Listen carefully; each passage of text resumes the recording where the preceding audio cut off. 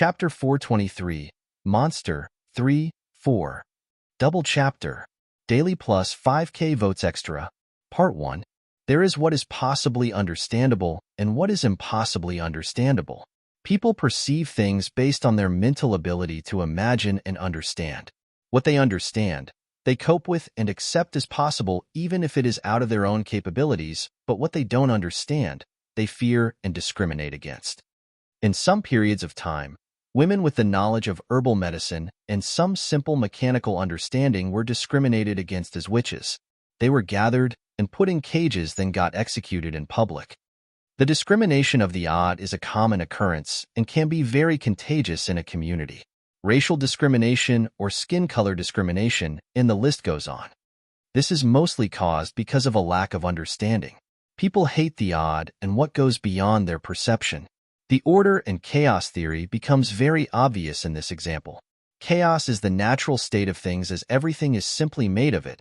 The order is what our minds could comprehend from that chaos, and that feeling of familiarity towards what we know and what we feel possible to understand.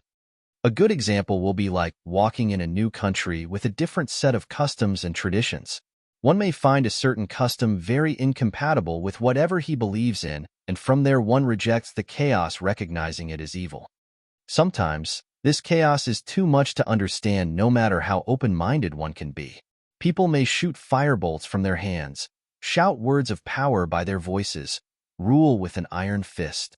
That is somewhat understandable to a certain degree and recognized by the magical theories. But when someone has the ability to bring down a fort's wall by pulling it with their sheer mere physical power, to defy the possibility of being shackled by high-end magic seals, to cover a whole city with one spell, to control thousands of lives by sheer charisma and mere words, to tell people what to do and what not to do and organize lives as they see fit, to have a superior will that breaks other wills, to dominate by presence and devastate by force. This is a little bit of a stretch from what is realistically possible even in a magical world. But it's possible to happen. And when it happens, it will lay waste and wreak havoc, being something unstoppable and dominant. People will kneel to whoever controls such a power. But some won't. Some will see the chaos no matter how dominating it becomes and discriminate against it no matter its intentions. They will rebel against the titans and burn the world with them if they could. They would revolt in the name of fighting against what shouldn't have been given to a mere mortal. To fight the monsters, to start the rebellion against what disturbs the order and the lives of the decent folk. To slay the monsters, free the souls and break the shackles. Those rebels rise from being broken by the monsters on a young age and grow up to develop a sixth sense towards those who wield the power of the monsters. They call them by many names, starting from the beasts and monsters going on to the tyrants and titans. They feel the necessity to rid the world of the monsters and start a holy war against them, sacrificing everything precious and dear just to take down one mortal. Those rebels are merely victims to their own fears, antagonizing the mighty and putting on a bitter fight against the odds. A hero syndrome of a sort where the victims destroy themselves like eggs thrown at a wall. But even a wall couldn't withstand what they were going up against. It was pulled down by a single monster that was tied to it. The monster forcefully pulled the chains out of their mechanisms and smiled as he took them as his trophy. Nice gain, maybe that will compensate for my wasted time, John said as he forcefully opened the shackles on his wrists and kept the chains in the cube. The scene in front of him was very much clouded by the rubble of the fallen wall. John kept a sharp gaze at the rubble until the dust clouds settled down and silhouettes started to walk out of the broken wall. The Thalmor mages, the Orc shamans, the Argonians, and the Dunmare brigands, as well as the enemies John was waiting for, Gollum and the laborers of Malakath and Periite. The whole lot of them were spitting and coughing out dust. There were also many with broken limbs, and some buried under the rubble. The one receiving them was John, who was a monster in their eyes as soon as they realized how close they are to him, not that there isn't a wall. Someone with such an insane ability put a strong mental barrier between them and the ability to fight him. Some wills were stronger than others, and the ones who sucked up their fear were Gollum and his 2 orc friends.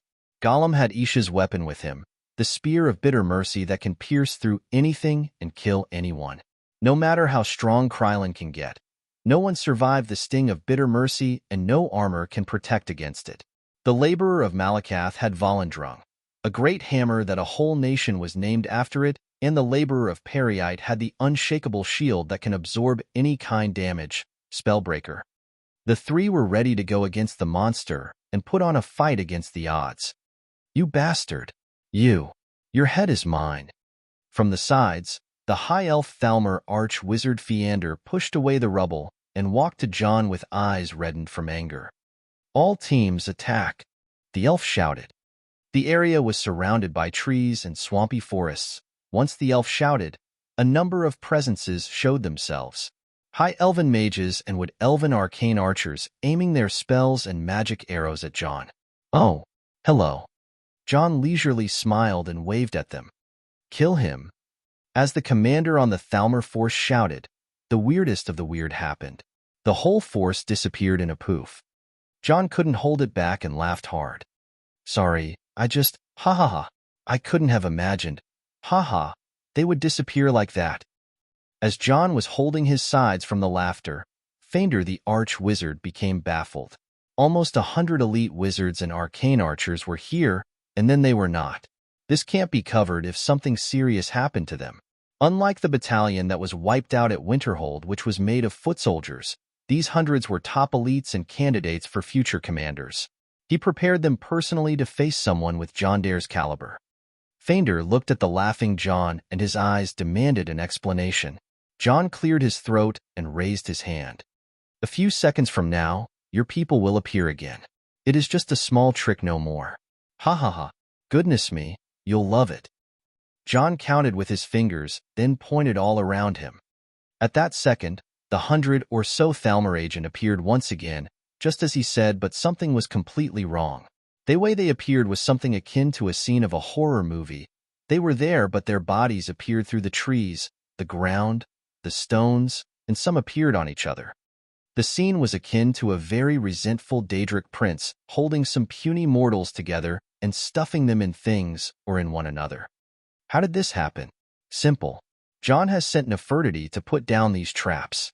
When he burned the Hiss tree and heard something from it, he got an insight that the chaos and the shadow are of the same nature. He can employ the shadow magic to create chaos attacks, and that were the scrolls he handed to Nefertiti.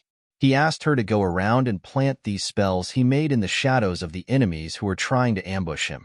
Once that was done, whenever a mage casts a spell, that spell will be absorbed by the scroll, and he will be transferred momentarily to the chaos world. There, Nefertiti, the fairy of shadow, will be waiting for them in all her might. She can just do whatever she wants, and she chose to stuff them in objects. That was all there is to it. John trapped them in the chaos world by their own magic, and Nefertiti handled the rest. The one who sees this will surely look at John as someone out of the ordinary. A true monster, just as Gollum was saying. The high elf arch-wizard was terrified out of his wits. There was no knowledge of any magical archetype that can do such damage unless one was connected to a high Daedric lord. Knowing that Krylin is the laborer of Azura, this must have been it. Even an arch-wizard is not a match to a Daedra. His legs stiffened, but John took action. He used Electrohand and grabbed the mage from his head, then pulled him closer with haste. Once the mage was in his grasp, John punched a thunder cookie at the mage's abdomen, sending him on the ground in agonizing pain. Damn, not dead. You must be carrying some treasure on you, bastard. Very well, looks like some of my friends want to have a chat with you. I'll leave you for later, John said, and took one of the magic sealing chains and put the mage in it. No. Mercy. Mercy. Nope. John tossed the mage on the side after making him faint. He then looked at Gollum and the rest. Sorry to make you wait, boys, he said, and called for Greed. Greed moved on its own, holding each piece of John's armor and weapons, then jumped on its owner. Just a couple of seconds went by and John was in his full gear in such a bizarre and grotesque manner. Shall we begin? Part 2. Gollum kicked his fear aside and put his trust in the spear's power. It is a matter of do or die now. Krylin, you monster. No matter what you do, I'll kill you. Gollum steeled his will and charged at John with his flaming aura on. Haha, that's more like it. John was happy to finally get to face the champion of Bothia and let go of his tyrant aura. Its existence put a lot of pressure on Gollum, and he got to see firsthand how overbearing can John be in a serious fight. The ebony blade discarded all defense and was swung by John's full power, but the Spear of Bitter Mercy was used to reflect the attack at John with its enchantment. Troublesome. John smiled and swung his blade from all possible directions. Gollum seemed to have trained on the spear, and the enchantment itself boosted the wielder's ability to wield a spear. John seemed to be going to have to fight for some time before he could overpower Gollum. Still, from the side, the laborer of Malakath attacked with Volendrung. Die, human. Seriously, dude, do you hear your voice? John didn't want to make contact with him, so he just used a simple force spell to stagger the orc away. From the back, the laborer of Periite closed on John with his shield, Spellbreaker. John wanted to push the bastard away, but Gollum attacked from the front. They tried to corner John. Nice. John directed the spear to the other side and kicked at the back, but Spellbreaker blocked his kick. The laborer of Periite tried to spit a green substance at John, but John teleported behind him and waved the sword at his head. The laborer of Periite managed to regain his defensive stance and barely stopped John's attack, but his right ear was chopped away on the account of his neck. I see. A perfect defense enchantment. It makes you the ultimate shield user the same way with the Spear of Bitter Mercy and the Ebony Blade. But when you try to attack, you will lose the advantage. Interesting. John now became hellbent on breaking the perfect defense of Spellbreaker, but soon he was attacked by the Spear of Bitter Mercy and Volendrung at the same time. Good combination. Make me feel it. His thirst for a good fight made him try to extend the battle even longer. Volendrung was smiting every spot he stood on, filling the ground with pits and holes. Spellbreaker was blocking every attack, and the Spear of Bitter Mercy was a combination of offense and defense. Krylin, you monster. Die. Gollum was enraged by John's broken attitude and lost to his rage, performing a clumsy attack. John smiled as he found an opening that slapped Gollum with all his palms, sending the elf away. So what if I am Monsty Ear? John teleported to where Gollum will land and slapped once again. That's been here all along. The meme, guys. The meme. Gollum crashed to the other side towards his orcs' companions. He tried to stagger his way up. The orcs were attacked. Carly and Miranda showed up out of nowhere and circled around the laborer of Malakath, then shot him with a quiver worth of arrows. The orc was not pierced in any vitals, so he was kept alive, but crippled. Mirren appeared behind the laborer of Periite and took him in rounds and rounds with an unimaginable speed, forcing the orc to spin around himself and then collapse like a fool. Mirren then kicked Spellbreaker away and forced the orc down. John noticed that both Mirren and Miranda were using a wind aura, which was clearly unusual in both aptitude and racial preference, but that wasn't a big deal anyway. That is one unusual way to take down someone. John spoke to Mirren. If he is the perfect defense, then the key is not to attack him. I met a lot of his kind, but that was one unusual way to take down a fort. Mirren replied, Oh. That was just me showing off the gains. John wasn't humble about it. On the other hand, Gollum was already up and tried to attack Mirren from the back. Not my honey boo, you bastard. Isha appeared out of nowhere and stuck the spear that John gave her to the back of Gollum's knee and pinned him down to the ground. She then came in front of him and gave him one angry punch that almost dented his ebony helm and sent him to dreamland. Honey boo? John asked. Stop it. Mirren wanted to hide his face. Isha recovered the Spear of Bitter Mercy at once and hugged it as if she missed her ever dear. Good job, my friends. Job well done indeed. The old woman seemed to have finally walked all the way here. Old cat, one bruised Gollum and 2 orcs delivered as promised. John presented. Indeed, thank you. You have my gratitude. Is he conscious? The old woman pointed at Gollum. Isha took his helm off to see his red eyes glaring daggers at John and the old woman. The old woman sighed and approached Gollum, was pulled up by Isha. Boy, you really shouldn't have done that. You should never have betrayed me. She said. Rot in oblivion. You monster freaks. Gollum shouted at her and John. What's with this guy? Did the skooma cat lick him? Mirren asked. Wait, Sheogorath licks people? John asked. It is a common saying in Elsewhere, but no. The skooma cat didn't lick him. The old woman replied at John and looked at Gollum with pity. Some people are just fated to not have an aptitude with one another. Gollum is a kind that doesn't go well with ours, my friend. Oh, I don't get it. John frowned. I'll tell you later, but you will meet more of his kind one day. Those who rebel at magnificence, as they don't believe that some were born gifted and walk paths other can't. She said. 'Cause you are freaks. Gollum struggled in Isha's hands. Hee hee, that's the whole thing? What a pity. John became turned down.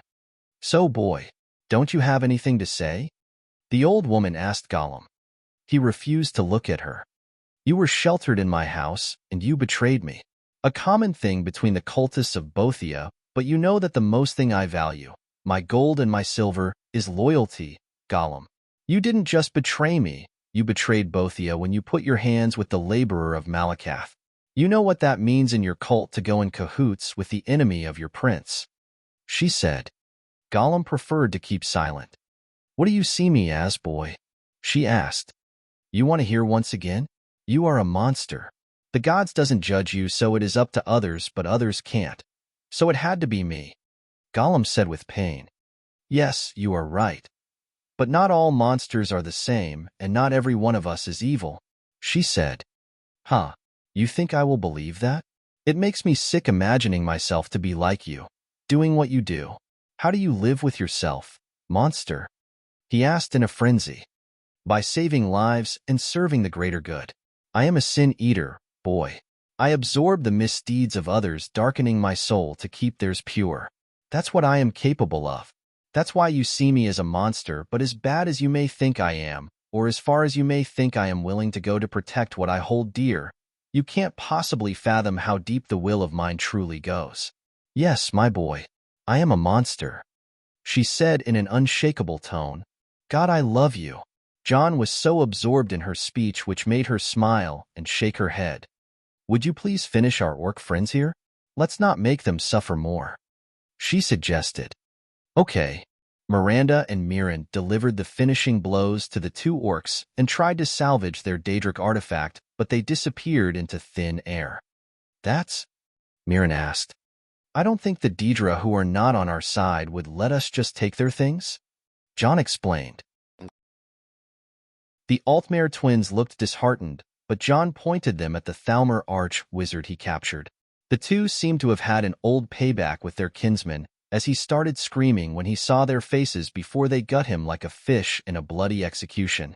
What should we do with him? Isha asked. The old woman closed her eyes, weighted by the thought of killing someone who was on her side once. Then she remembered what he had done to Narses and remembered his past too. A boy comes home one day to find everything that gives meaning to his life gone. Core burned, animals slaughtered, bodies broken apart and shattered on the ground. Everyone he ever loved was taken from him. His parents, his sisters. One can only imagine the pit of despair and the hours of love and happiness stripped away from him, leaving him to the burden of his very existence. He makes a promise to himself in those dark hours to slay those monsters who play people to death, and a life of misery is fated on him. Years go by, and his suffering becomes complicated. One day he stops, that boy who is no longer a boy, and he sees the havoc he left in his wake. It is now he who burns, he who slaughters, and he knows in his heart he must pay. The old woman said, then gazed at the man in front of her.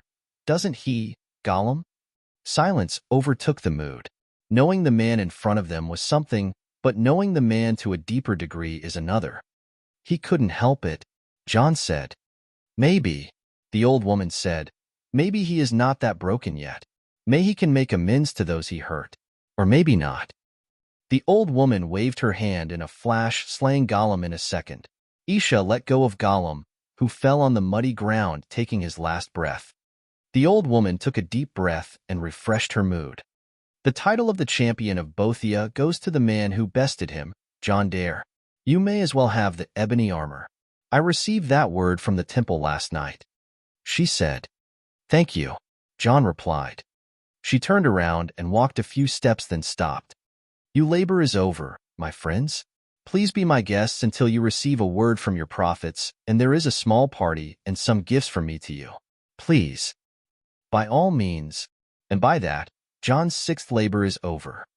P4TRE0N, goal, plus 4 extra, next, plus 5 extra, Patreon, com/eldokmezi, remove, PayPal, plus $10 equals extra, PayPal, me/eldokmezi, vote extras, 5K, 8K, Discord, GG/GKCKVA7S, Twitter @eldokmezi22. Chapter 424, The Timely Lie. A 4K words chapter which is a double chapter. Daily plus 8K votes extra. As the threats were over around Mournhold, the city could take a breather for the coming few months. The opposition between the government, the temple, and the people was turned down a tad by the uncovering of some plots regarding what House Drays tried to do in Narses, and how House Endoril was about to hinder the missions if the laborers of Azura, Bothia, and Mephala. Of course, the government and the temple could put merely some pressure on the great houses and let bygones be bygones after some donations and contributions. Politics was always like that at the end of the day. Religions create lines, coins solve problems, and politicians keep a wide smile and hide agendas within agendas. Regarding the laborers, Mirren and Miranda, as well as Isha, seemed to have finished their 7 labors and paid the Deidre back. John, however, was sitting alone thinking while looking at Isha from afar. He just received his 7th labor from Arania. Follow the Spear Maiden, and your labor will be revealed, she said. He could pretty much anticipate that. He was told once that Isha is a big player in his final labor, but, you bastards, the girl has gone through oblivion to finish her labors and go home. What more do you want from her? John roared at Arania back then. Not that he could expect an answer, but all he was told was that she will need him whether he liked it or not. Somehow, he had to figure out an excuse to say that he will stick around with her or anything. God damn it. John could only bury his face between his arms and hope this gets better somehow. So, the martial arts schools in Hammerfell should be more promising than Black March, right? We wanted to try the Dunmary martial arts, but sadly they are declining. Mirren spoke to Lamas as the two were having a conversation at the bar area. I can help with that. I am from a renowned martial arts school myself, and I have friends in various schools. But do you think it is a good idea being an Altmare and roaming around Hammerfell? Isha joined the conversation. As long as there is a mutual base understanding to martial arts between those schools and mine, I don't mind going to Oblivion if it takes that, Mirren replied. Our master wanted us to compete with other martial artists if possible. Even the quiet Miranda decided to join. What school are you from? Isha. Desert Wind. Mirren. From elsewhere? That's famous. Isha. What about you? Miranda. Ebenarm Citadel. The Western Mosque. Isha. The School of the Spear Battlelord? Miranda. That's a surprise. Mirren. I am an instructor at my school. You can follow me back home if you wish. I'll show you around and introduce you to my brother. Isha. John's ears suddenly reacted like a cat's ear to that last thing. Can I tag along as well? He said right away. The rest looked at him with narrowed eyes. You are interested in martial arts? Mirren asked. Do Nords have any martial traditions other than training their battle spirits and swinging around their axes? Even Isha wondered. John felt a bit awkward. It was a common knowledge that Nords, Breton, and Altmare don't practice martial arts the same way the other races do. Redguard, Khajiit, Argonians, Dunmare, and sometimes Imperials are very enthusiastic about martial arts, but it is a common misconception that other races don't do as well. All races practiced martial arts some way or another, else there would be no people known as warriors. Traditional martial arts weren't necessarily what everyone needed, as common weapon technique and warfare teachings were already widespread. Most would associate the technique to the weapon rather than to a style school. Nords had axemen berserkers who fight different than a Breton axe warband. Some styles are suitable for groups, while others are suitable for individuals, but it was all about the weapon in the end. Still, it was awkward not to name a single martial art in front of them. We have Glyma, John said. Nordic folk wrestling? That's just wrestling. Everyone wrestle. Mirren retorted. Then I'll go with you. Maybe I'll gain some interest in something while I am at it. John slipped his agenda perfectly. Good. The more the merrier. Isha said. What about your last labor? Won't you go slay one of those dragons you don't shut up about? Mirren aimed where it hurts. Well, Arania met me this morning and had something interesting about my labor. Oh, what is it? The three were interested right away. Well, it seems that I have to roam the world and find out. Ha ha ha. Going with you is not that bad for a starter, isn't it? John laughed it off. Vague. Miranda narrowed her eyes and didn't say anything further. The talk about martial arts kept going on and on. As far as John is concerned, he knows a fairly good amount of sword techniques, and the basics were hammered into him by Hilda. If it is about unarmed fighting, then he knows boxing, kickboxing, wrestling, and some MMA he picked from his memories. Boarding his knowledge about martial arts, this became a good excuse to follow along indeed, but he has to participate in every conversation with these three martial arts fanatics from now on.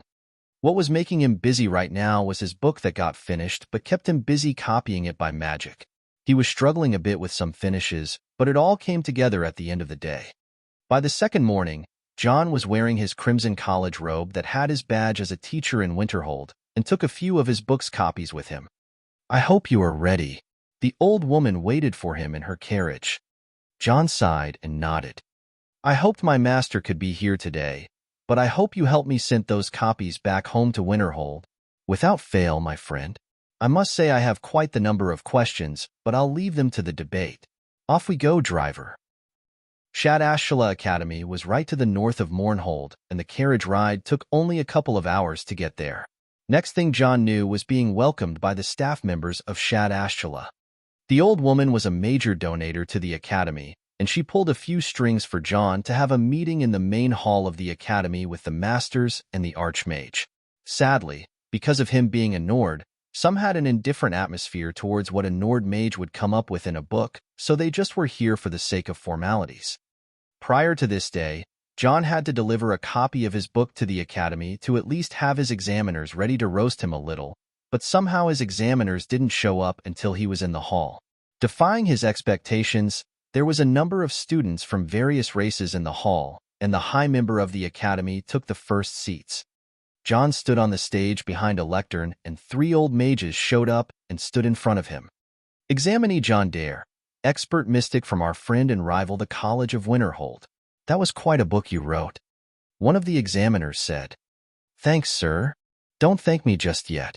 We are obliged to examine you about what you wrote and ask some questions. Let's start from the beginning. The title. You called your book, The Timely Lie. Indeed. Explain the title. The book contains some of my studies on the teachings of the prophet Veleth, which caused the Chimer people to follow the Daedric princes Mephala and Bothia and denounce the faith of the Aldmer, as well as the relationship between those teachings and the god of time. I also added some of my thoughts on the god of time in all his forms, and finally how to employ the teachings of prophet Veleth, which are known as the Sigic Endeavor. John explained briefly. The whole hall tensed in one go. This subject is 100% Dark Elf related. The Chimer are the ancestors of the Dunmare, and this book goes around their very origin. For an outsider to come with such a book and demand it to be published in Morrowind, he is either a fool who wants to show off and embarrass himself, or someone with a big theory in mind that will go head-butting many ideas and researches. Truth be told, the book is quite a dangerous subject. John Dare, as a researcher you should know that. Right? Absolutely. Then let's start. And the debate began. Three masters from Shad Ashla against John Dare questioning every little detail in his book. That includes the writing style and the language mistakes too. First off, I wrote an introduction about the Sigic Endeavor as one of the known 6 walkways and a method of attaining divinity, achieving the tower, becoming a royalty, chim, and what to do after. It is known as a process of glorious apotheosis, where time itself is bent inward and outward into a shape that is always new. The The shape that is always new is a metaphor for growth, in my personal opinion. The term sigil itself comes from psjjjj, which is not a word to be read but rather a sigil from the Elnifex, language of the fallen spirits, and it describes the chaotic motions of Sithis, the very spirit of Padme, the one primal chaos. My research relies on the monomyth of creation regarding how by the presence of the god of time could the chaos be resolved into order and the spirits came to be. The Sijic endeavor, in my opinion, is the process where time is seen as a hindrance and the very reason behind mortality, unlike the common belief for it as the fault of Lorcan. What I am trying to say is, why did the elven ancestor Trinimac try to stop Prophet Veleth from spreading his teachings among the Aldmer, and also trying to stop the Chimer migration to Morrowind, only to get himself devoured by Bothia and later exerted as the Daedric Prince Malakath? Bothia claimed that many lies and rumors about Lorcan were the fabrications of Trinimac as she spoke in his voice to reveal them. This accident happened in the Merethic era when creations were still struggling with mortality. Due to the creation of the mortal world, many spirits lost their immortality and became our ancestors. They tried hard to go back to Aetherius again and attain immortality, especially the Aldmer, ancestors of all elves. But when Prophet Veleth came up with a method, he faced opposition. Wasn't regaining immortality the big deal at that time, and Trinimac actions are seriously unexplained regarding his unending animosity to Lorcan and the humans? I am not sure about the schools of thoughts back then, but I assume that some considered getting aid from the forces of oblivion to be heresy. I took a few notes in that subject, but that is not what the research is about. The important thing comes when I mention the effects of the mind on reality. What we believe in becomes possible, and take Sheogorath for example. In most parts of the world, he is the well-dressed gentleman with a cane who has an ever-so-changing mood with the homicidal tendencies of making juice out of babies and creating musical instruments out of old ladies. In Elsewhere, however, he is the Skooma cat who appears as an Alphic with the tendency to lick people into madness and use them as playthings. At the end of the day, it is the same old Sheogorath either way, but what is different is the way people perceive in him. He won't appear to Dunmer as a cat, only to Acaciat and in Elsewhere.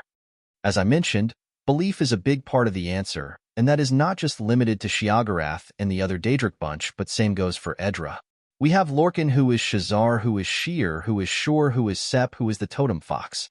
Shor appeared to Isgrimor as a fox back in the days of the ancient Nordic pantheon on Atmara, but his avatars came afterwards as men like Ismir Wolfhearth, for example. One of the interesting examples of change is with the god of time himself, as his aspects vary from one another as spirit entities altogether, and that's due to belief. It changed a whole lot about the god of time. At first, he was Auriel, the patron of Aldmer, Altmer, and Famer as far as we know. Then Saint Alessia came and established a covenant with a form of the god of time known as the dragon Akatosh.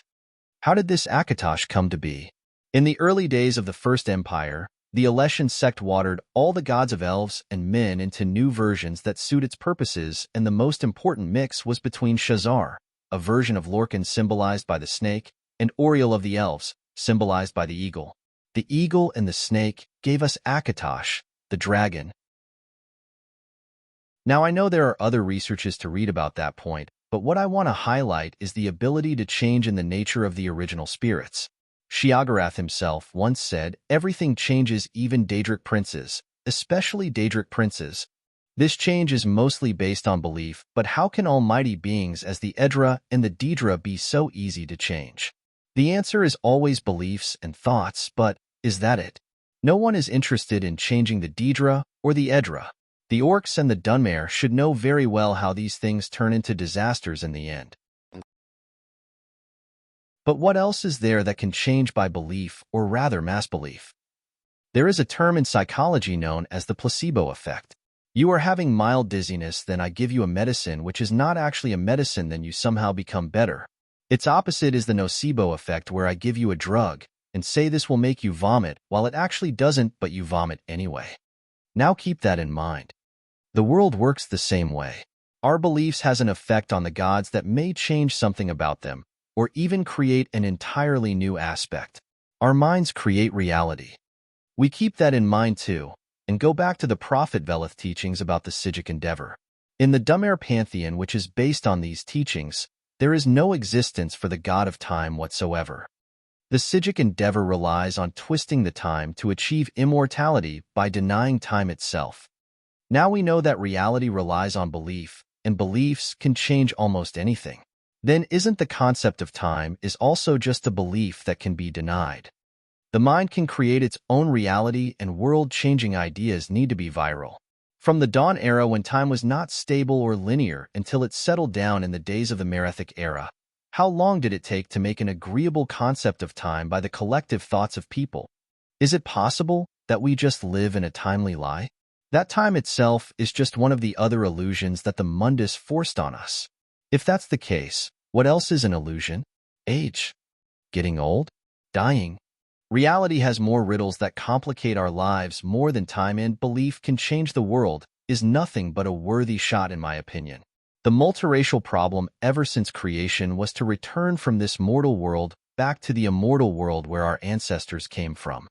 Wouldn't this mean that robbing time from the dragon is a good way to do so? John finished the presentation and took a breath. If you are interested, then by all means, read more details in my book. The examination committee seemed to be taking its time considering the book and the wild ideas John came up with. Aging is an illusion? Say that to my wrinkles. The old woman tapped on John's shoulder. Oh, come on. You're beautiful beyond redemption. John turned to her with a smug joke. Didn't expect any less from your book. Now people say you are mad. She said. Blessed be the mad, John said, but got interrupted. For they hold the key to the secret knowledge. A man continued for him. John and the old woman turned to see a dark elf old man in a super fancy robe. Who said that? The old woman asked. Shiagarath, the old man said. Divi, how marvelous to see you here, my dear. Come here. The old woman and exchanged a kiss with him. Don't mind us, my friend. This is an old friend of mine. The old woman coolly brushed her action off. She then lowered her tone and spoke. Let me introduce you. This is an honor to meet you once again, Great Grandmaster. John put a hand on his chest and slightly bowed for the old man. You know each other. Wait, Great Grandmaster? The old woman looked between John and Divath Fyr. Well, looks like you have been busy writing a book, John my boy. Those were some nice ideas, Divath Fyr said. Thank you very much. Loosen up a bit. And you, little girl, how come you know Alf student? Divath Fyr asked. I see. He is a business partner and currently exiled from Skyrim, so he is staying at my place for some time. She said. Exiled? Is there someone bold enough to exile one of my line of students? Divath Fyr turned scary all of a sudden. It is just an arrangement for a couple of years until peace returns to the land. Killing 10 Thalmor arch-wizards and a battalion of 2,000 while being a demigod for 10 minutes is bound to bring trouble to my people. John explained. I see. Fairly good job. Looks like I am missing the fun nowadays. Tell me you are going to get back on them anyway. Divath Fyr said mischievously. Sure, I just need some time to not attract the attention of any Thalmor ancestor or anything, John replied. Thalmor ancestor? No, you don't need to worry about that woman. She saw her children getting slaughtered a couple of centuries ago and didn't raise a finger. Do as you wish with them? They just use the name of that ancestor as a facade. Really? John was taken aback. Truth be told, Skyrim has more ancestors than Somerset. Divath Fyr dropped another bomb. Impossible. Never came across any. John couldn't take that one even from Divath Fyr himself. Don't you have that temple on the Snowthroat Mountain? Hi, Hrothgar? You mean the Greybeards? Exactly. They are the ancestors of Skyrim, and they can even summon other ancestors by their voices from that Sovngarde, just like how the Dumere summon ancestors by magic. John was having a hard time processing that one. Worry not, my friend. Ancestors are mostly peaceful in all countries. One can only imagine the damage they do when they start throwing spells around. The old woman comforted John. Yeah, one can only imagine, John said with empty eyes. He had a pretty good idea of what she talked about. Anyone who played the game must have tried to take the Greybeards on at least once. Long story short, this was one of those moments when players were abused to death by NPCs. Thank you for your advice, Great Grandmaster. It's okay. Here I was planning to pass some time with old colleagues, and here I find a book for a good read. I'll be around, young John, little girl. Divaith FYR kept a low key and disappeared away to not attract attention. You didn't tell me you're from Divi's line of students, the old woman remarked. Not really a thing that anyone can believe. And you never told me you're all chummy with him. John said. Old-timers like us tend to strike together. Also, Divi and I are just friends. His list of lovers and mine are just too loose, if I may say. She said without no shame. Amazing. I may have just found my ideal grandparents. So proud of you guys. Oh, you big flirt, she said, then looked around. Will they take all day? No idea. But getting late means they are arguing. John looked around and found a mage from the staff and asked, do they usually take this long? Oh, not really, but a priest from the temple has entered the committee to verify the facts from the teachings of Prophet Velith. It's all in progress. The staff member comforted John. In progress, John said to the old woman. Progress? It's a bitch, she said with an annoyed face. Indeed. Don't worry, I have a feeling your book will strike it high, but I have question. Ask away. In your book, you left some questions unanswered. Shouldn't a book be about enlightening the reader? Indeed, but the only question I left unanswered is about robbing the dragon. He answered. Robbing time, you mean? She said. You say that time is a lie, but at the same time, time is a thing that can be robbed? Is the dragon is only about time? He asked. The sun, I guess. Isn't that Magnus? Don't think you can confuse me. The worshippers of Oriel symbolize him through the sun, which is the source of magic. Also, the blessing of Akatosh is about magica regeneration. She said, You are right. What more do you understand? He asked. The law of the dragon god of time comes through the sun, which also brings light and magica. If that's the case, then hoarding magica in one's constitution is the answer, which means more meditation to magica, but all mages meditate. No real result here. Indeed, but you needed to meditate stronger. John corrected her. Is it safe? An astral damage might occur, but one needs to perfect the method and find the paths between the flesh and the spirit. Then by certain techniques, one can open the door for enhancing their spirit, then their flesh, then their hearts as far as I could reach. Wait, you can do that. This is as far as I can hold your hand, old cat. Figure out the rest and let's talk during the party tomorrow. John said with a wink as he noticed the examiners coming out. Wait, what exactly am I lacking then? The old woman couldn't let go of the entertainment moment. John pointed to his head and spoke. Imagination. Oh, I see. The idea of the possibility, in other words, the belief? Hee, you sly old woman. John was fascinated by how an old woman was as enthusiastic as a young researcher. Geniuses are geniuses no matter the age. However, it was time. The score of John's book was being announced. John was seriously not knowing how the Dunmare will react to a book written based on their traditional beliefs by an outsider. They may just deny it.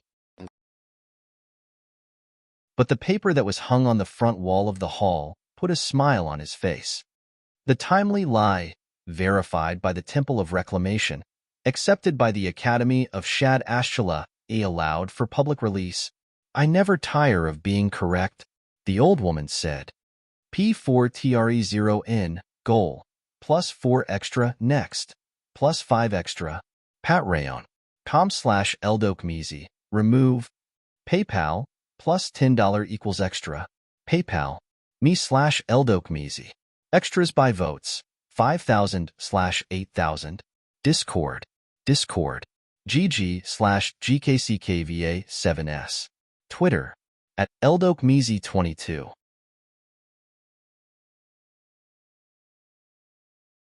Chapter 425, Beasts of Pleasure, plus 18. We didn't have one of those in a long while, guys. Worry not all chapter is plus 18. Asterisk the White Cat Casino, Mournhold Star. As far as hobbies go, John has acquired a lot of them ever since his reincarnation. Magic started as a hobby until it became John's main craft. Cooking is a thing John is invested in, drawing sketches of things from his memories. Enchanting was also a thing. Magical engineering was something he invested in, and the list goes on. But what John discovered about himself, especially after becoming filthy rich, was his collector hobby. He loved acquiring rare things and gaining precious artifacts within reason, of course. The ebony blade may be a cursed item, but it is currently one of the most precious things he carries. He even came to like it once he got used to the unending voices that want him to slaughter everything. John was now sitting in his room in the backyard of the casino.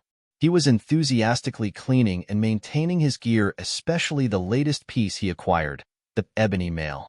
This armor was a combination of upper body armor made of ebony despite the naming mail.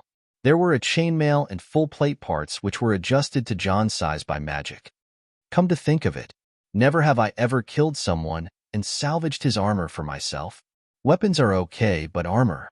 Life is strange indeed. In any game, players would go all nuts about looting what they kill, but in reality, it is somehow not the case at all. Looting who you kill is a crime of sorts, as the defense or offense has ended, and going for the loot is a bandit act. Of course, things are completely different if armies are looting one another, or the item was an artifact like the ebony mail. Anyway, John now has a full suit of ebony for the first time. He wasn't that interested in sturdy body armor before because of the weight, but the ebony mail is super light. In the end, and after adjusting and polishing, John put all his gear on the stand. The soul of the collector within him smiled proudly for the sight. System, round things up for me. Equals equals equals equals equals equals equals equals equals equals equals equals equals equals equals equals equals equals equals equals. Ebony blade, Daedric artifact, awakening, 5 out of 10. Absorb vitality, fortify swordsmanship, pride/elder staff of power and fate, deadly sin, imagination magic.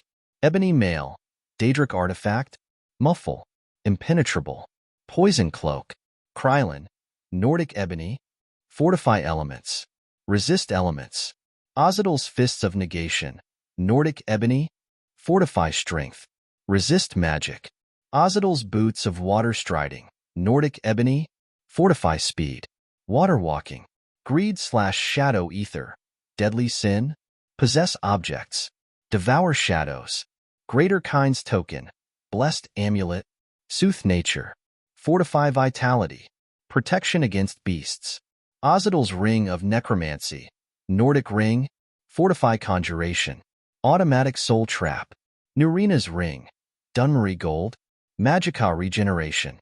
Equals equals equals equals equals equals equals equals equals equals equals equals equals equals equals equals equals equals equals. I managed to recreate all the tool files once again. Somehow, I think I don't use a lot of these functions. Watching his gear on the armor stand, John sighed in his heart and opened the cube. He then took the 2 large orichalcum chains. Well, look at those beauties. The strength is crazy. System. Equals equals equals equals equals equals equals equals equals equals equals equals equals equals equals equals equals equals equals. Evil sealing chains, Orcish orichalcum, seal magica. Equals equals equals equals equals equals equals equals equals equals equals equals equals equals equals equals equals equals. Humph. As I thought. Still, they are quite conducive to magica. John used telekinesis and made the chains dance like snakes. Suddenly, a hood idea came all of a sudden. John took Ozidal's fists of negation, then started to open the gaps between the plate ebony and the gauntlet. He then adjusted the size of the evil sealing chains by an alteration spell and mounted the chain on the gauntlet by stuffing the cuffs inside the padding and then closing it again. Using the close enchanting table, he adjusted the enchantments on the gauntlet and the chain to fit one another, and for the chains to be able to extend and shorten without hindering the user. The end product was the same ebony gauntlet with a thin orichalcum chain going around it. That's sick, even if I say so myself. equals equals equals equals equals equals equals equals equals equals equals equals equals equals equals equals equals equals equals. Ozidal's Evil Fists, Nordic Ebony / Orichalcum, Fortify Strength, Resist Magic, Magicka Sealing Chains. Equals equals equals equals equals equals equals equals equals equals equals equals equals equals equals equals equals equals. My satisfaction is immeasurable and my day is complete. John can be said to have created another absurd thing after his Krylin mask merging and the Deadly Sins artifacts. With that, he can call it a night. Plus 18 content begins. Have I kept you waiting? John looked at the bed in his room where a certain someone was lying on it. That someone was naked and tied with a soft rope in a kinky way. She was blindfolded and gagged as well.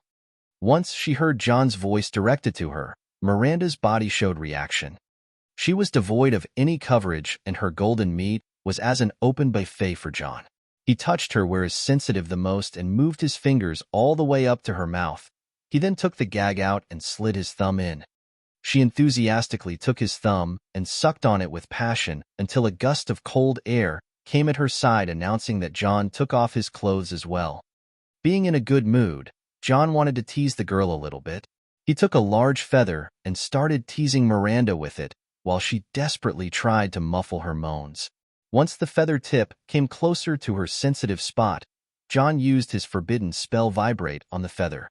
Miranda's body quivered left and right from the stimulation, and she lost control of her voice. "PL, please." "You sure?" "Yes."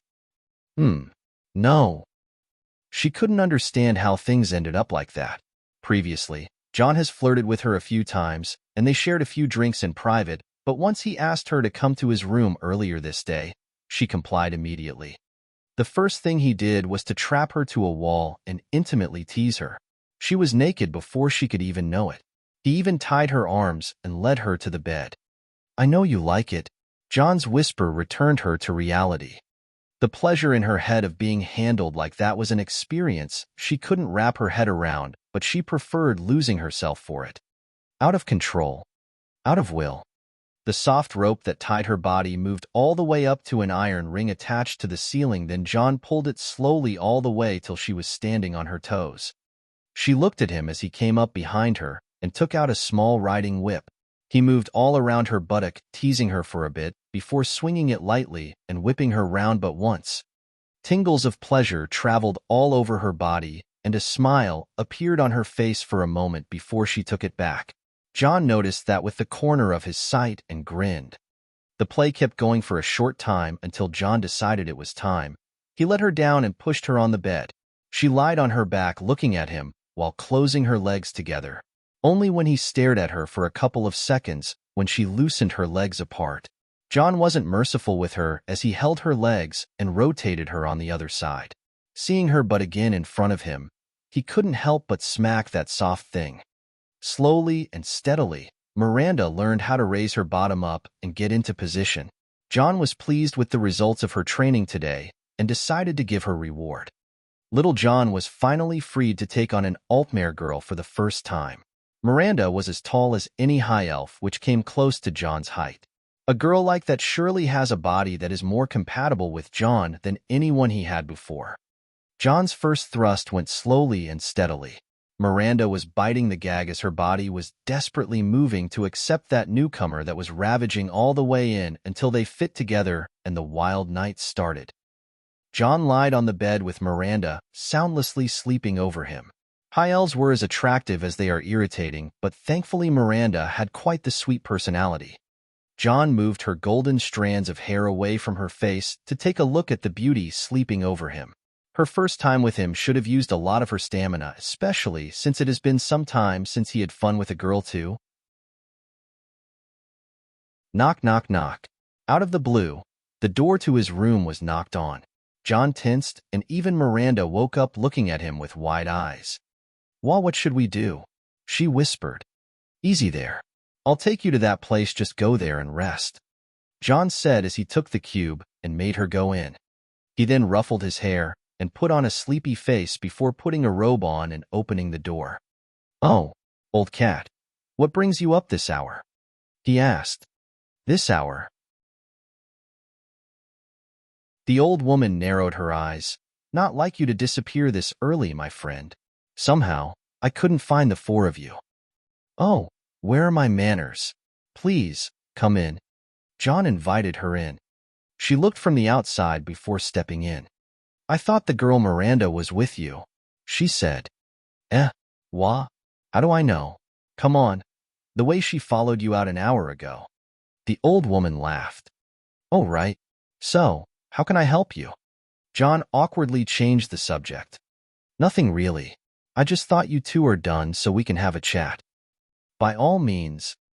Between you and me, the girl Isha and the boy Miran occupy the opposite room. Unlike you, the two are a mess and can't keep it down. John stared at her before laughing. So those two have done it too. Should I drop by? John thought of something naughty. Leave the poor kids be. Now that Miranda is not here, I want to talk with you about something. She said and continued, You remember the world that Gollum used to say? Monsters? Aye, my friend. Monsters or beasts. Any world that suit the description can be used. She said and paused for a while. Have you ever been told like that before? Not really. John shook his head. Before you leave Skyrim, you were known to be a powerful man and a good mage. Qualities many can share. In your town, you were also rumored to be a philanderer. Am I right? Yeah. Nothing is really a secret about it, John said. I share some of those things too. When I was you, foo-foo, let's just say I had my days. Heard the stories, John said. Right. You know, old Divath Fyr is the same as well. Old Tiber Septim was that too, she said and kept mentioning a few more names. You knew Emperor Tiber Septim? John asked. Almost had a child with him, she said. John narrowed his eyes and looked at her. Such a strong claim can lead to her demise if the current empire found out. You know, I don't like the word monster. I prefer beasts, she said. Why? We beasts, we take what we want, possess whatever we seek, kill indiscriminately or with right, have all the lovers we want without anyone thinking it is weird. Don't you think the word beast fairly describe us? She asked. I don't know, John said. I do what I want because I can. Some may think I am a freak of a sort, but I excuse their ignorance. Few can do what I do, and the life I live transcends even my understanding sometimes. If you ask me what is my purpose in this life, I'd say I probably had it pretty hard in the past one, and I just want to live it to its fullest. Being a beast who takes all the females for himself while mercilessly shredding his opponents, I'll go with that as long as it suits me. John said without a second thought. Hey, you really don't care? I care. I have my people and my family to care about. I can't just go around making trouble for them. That's why I can't be this monster or beast unless when I defend something important. I am sure my enemies have already got the message. Well said. The old woman nodded and stood up. You lot are leaving tomorrow, so it is rude to leave the party I made for you and go on a love rampage. Let's have a good dinner before you leave. John saw her out and then let Miranda out of the cube. I am going to my room. She was already dressed and ready to leave. John looked outside and saw Isha's room. He then exchanged looks with Miranda, who shook her head trying to stop him. Come on, this will be fun. Let's see what sort of kinks they're into. P4 tray 0N. Goal. +4 extra next. +5 extra. Patreon. com/eldokmizi. Remove. PayPal. +$10 equals extra. PayPal. me/eldokmizi. Extras by votes. 5,000/8,000. Discord. GG/GKCKVA7S.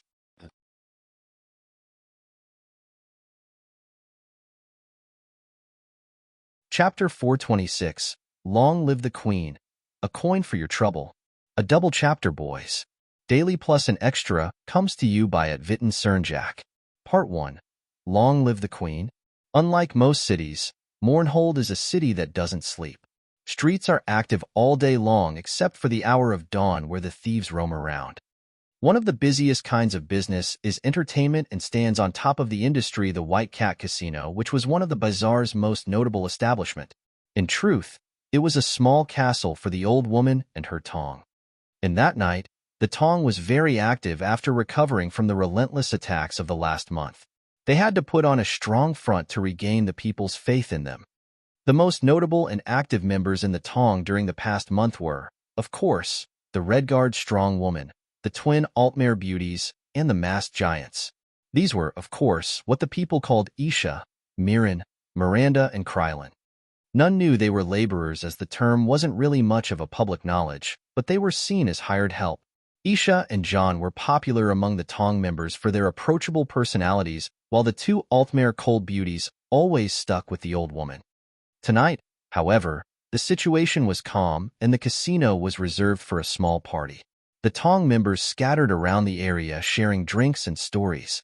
In a certain corner, John came with 2 drinks in hand, putting one in front of Miranda, and sipped on the other after he Saturday. "Drink, it will cheer you up," he said. Somehow, Miranda's face was expressionless and barely reacting. "Are they out yet?" she asked. "Don't know, but seems unlikely." Miranda was dangerously silent. "Come on, your brother can have a kink too, you know," John remarked. Miranda didn't react. "Look, it is okay to have such a habit. It is not something nasty, but maybe, just maybe you two were so tensed and needed some way to lose control and tension. That's why your tastes are similar," John said. Miranda looked at John, then thought about it. "For as early as I can remember, Mirren and I lived according to rules. I may have wanted to break them for a while, but we can't afford to break them at the same time." She said something vague. John scratched his head. "Rules like what to do and what not to do.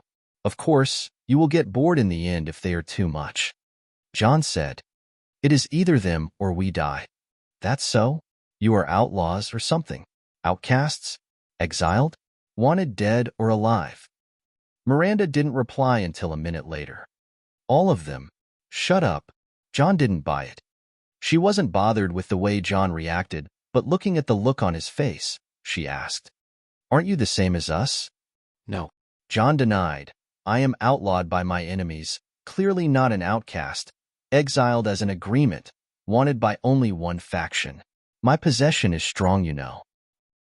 I have said too much." She looked away. It seems that she was indeed tensed.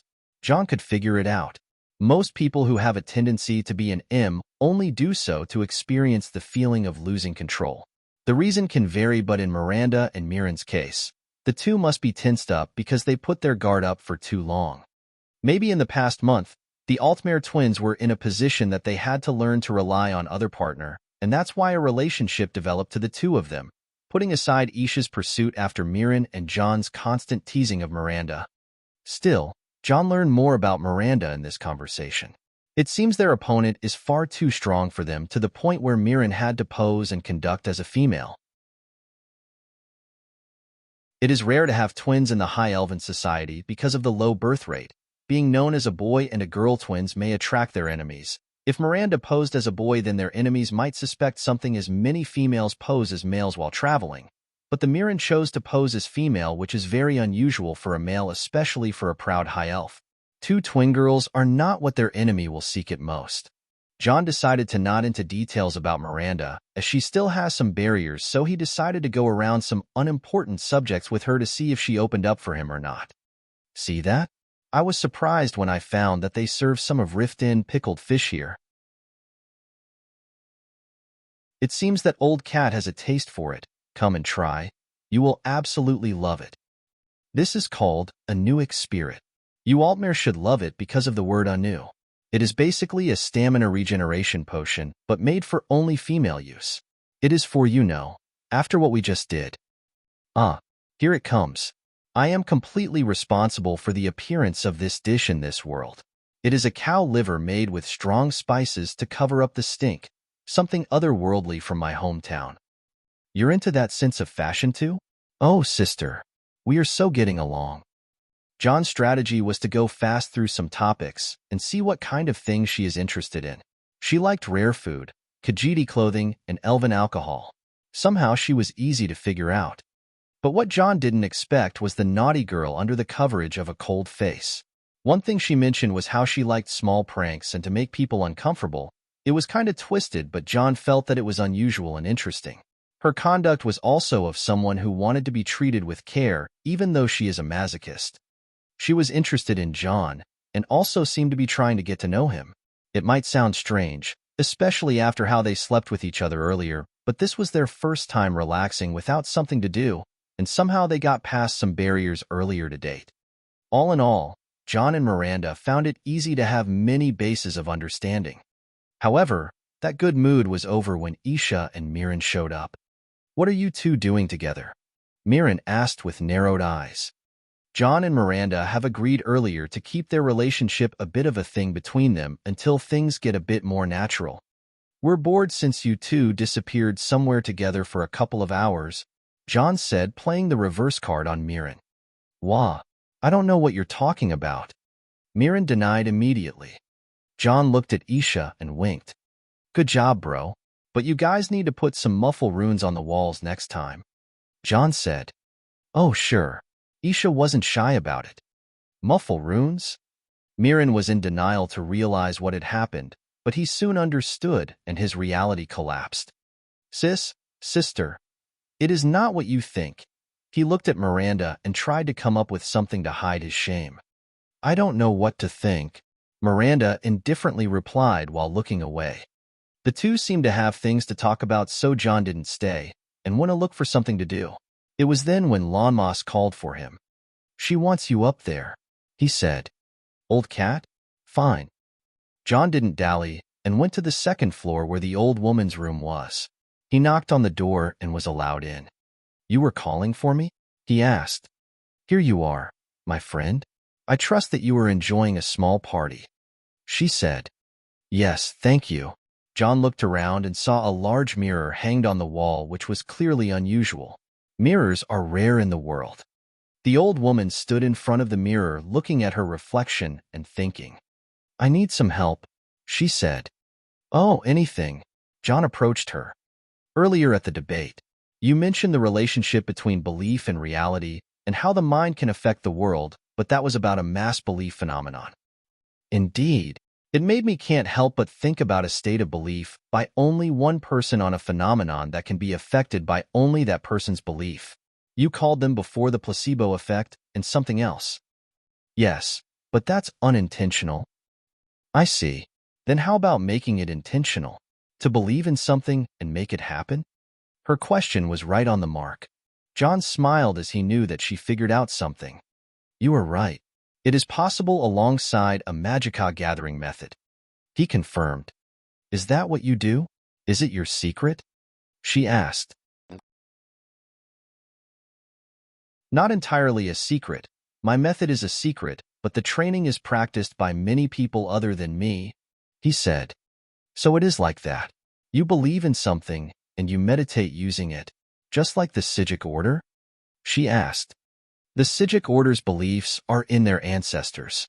They believe in and meditate on the old ways, which are rather, the ancient ancestral way. In Skyrim, the Greybeards are also meditator of the way of the voice. They say sky above, voice within, revealing their faith in kind, the mother of men, and using that faith to meditate as the only purpose of the voice is to worship.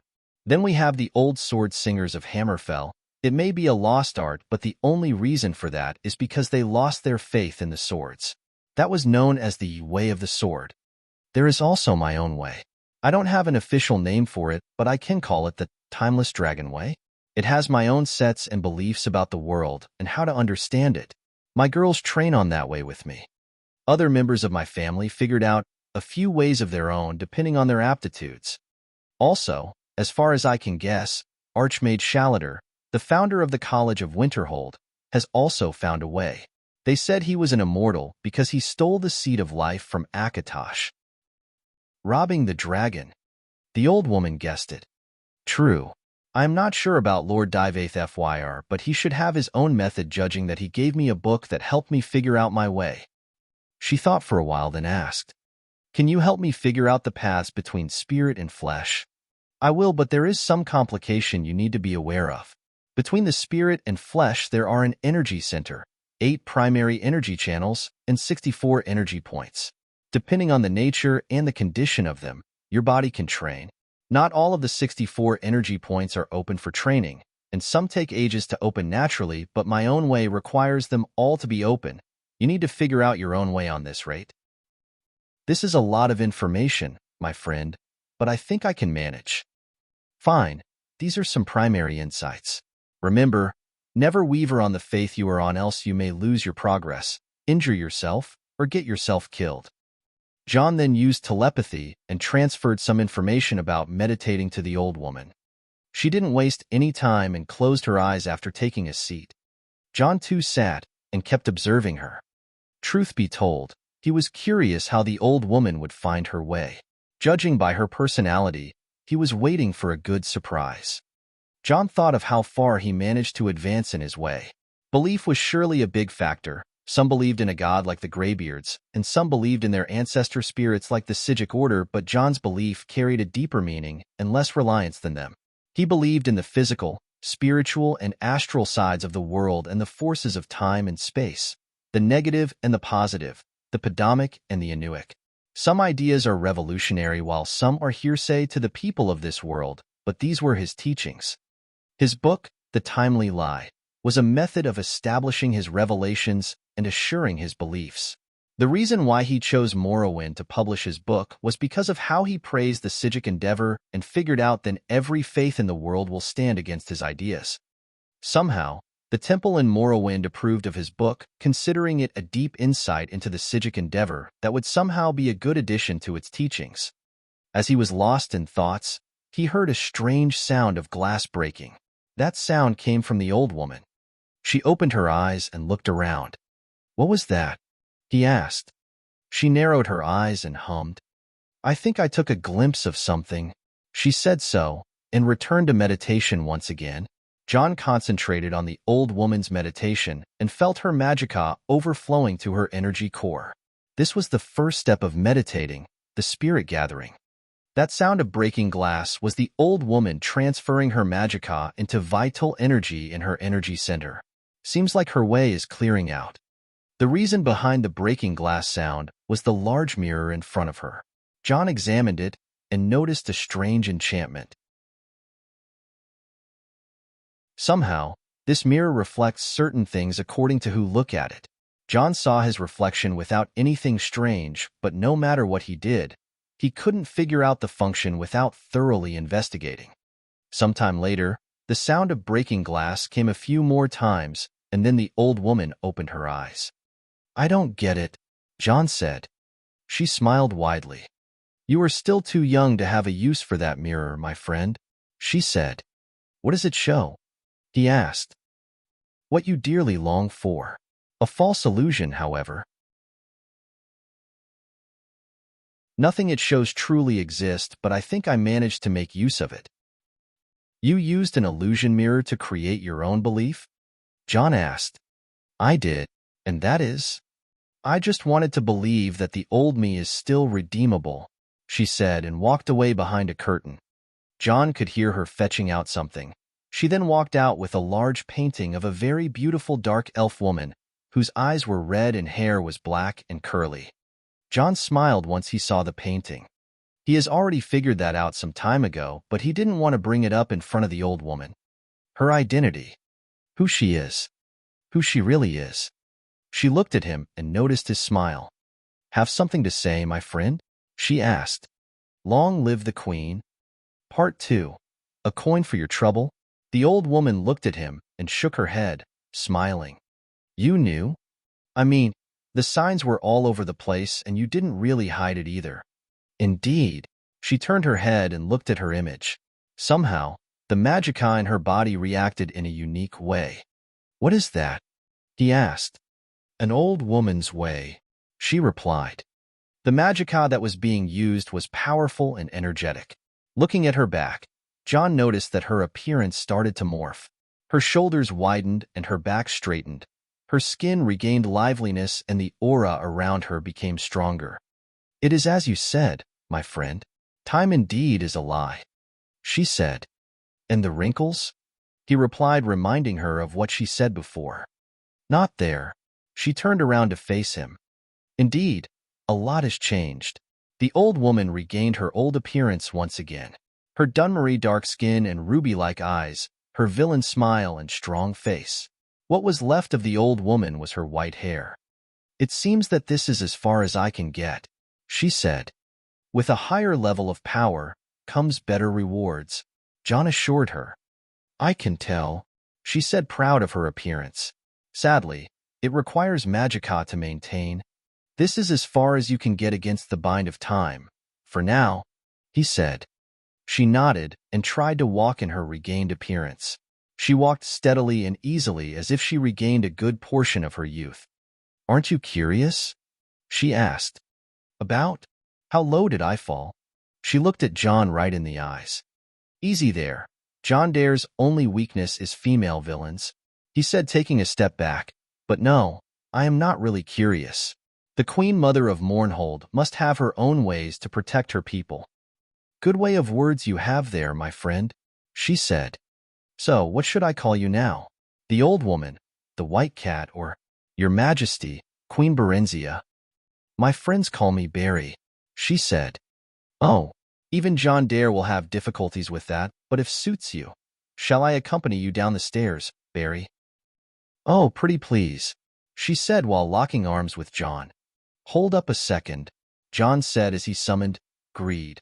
An opportunity like that comes once in a lifetime. Greed stuck itself on John's body and covered it in one go, then turned to a fabric firm and took a final shape. That is, she asked. An evening like this requires the right suit, he said as Greed took the form of a casual suit and shirt. Neat, thank you. By the way, I can only maintain this appearance until the middle of the night. How super romantic. Tell me you're wearing glass shoes. You flirt. Leading her down the stairs, everyone present had a hard time recognizing the Barry. None would believe that this woman with a strong aura is the one and only boss of the Tong. Until the middle of the night indeed did Barry disappear. John cherished those moments with the former queen, one of the few people he truly admired in this world. So, it is time? Isha asked. Yes, it is time, John replied. The 4 laborers were already done, and it was time to leave. As dawn passed, the 4 of them had one last meeting with the old woman who returned to her previous appearance. My friends, I promised each and every one of you a reward from my vault. Something to remember me with, she said, acting all old and wise. We will always do. Mirren was somehow touched the most. Lamas, the things? She asked, and Lamas stood next to her with a few small strong boxes. When my old friend Teresa Aram, a very knowledgeable collector, fled Mournhold,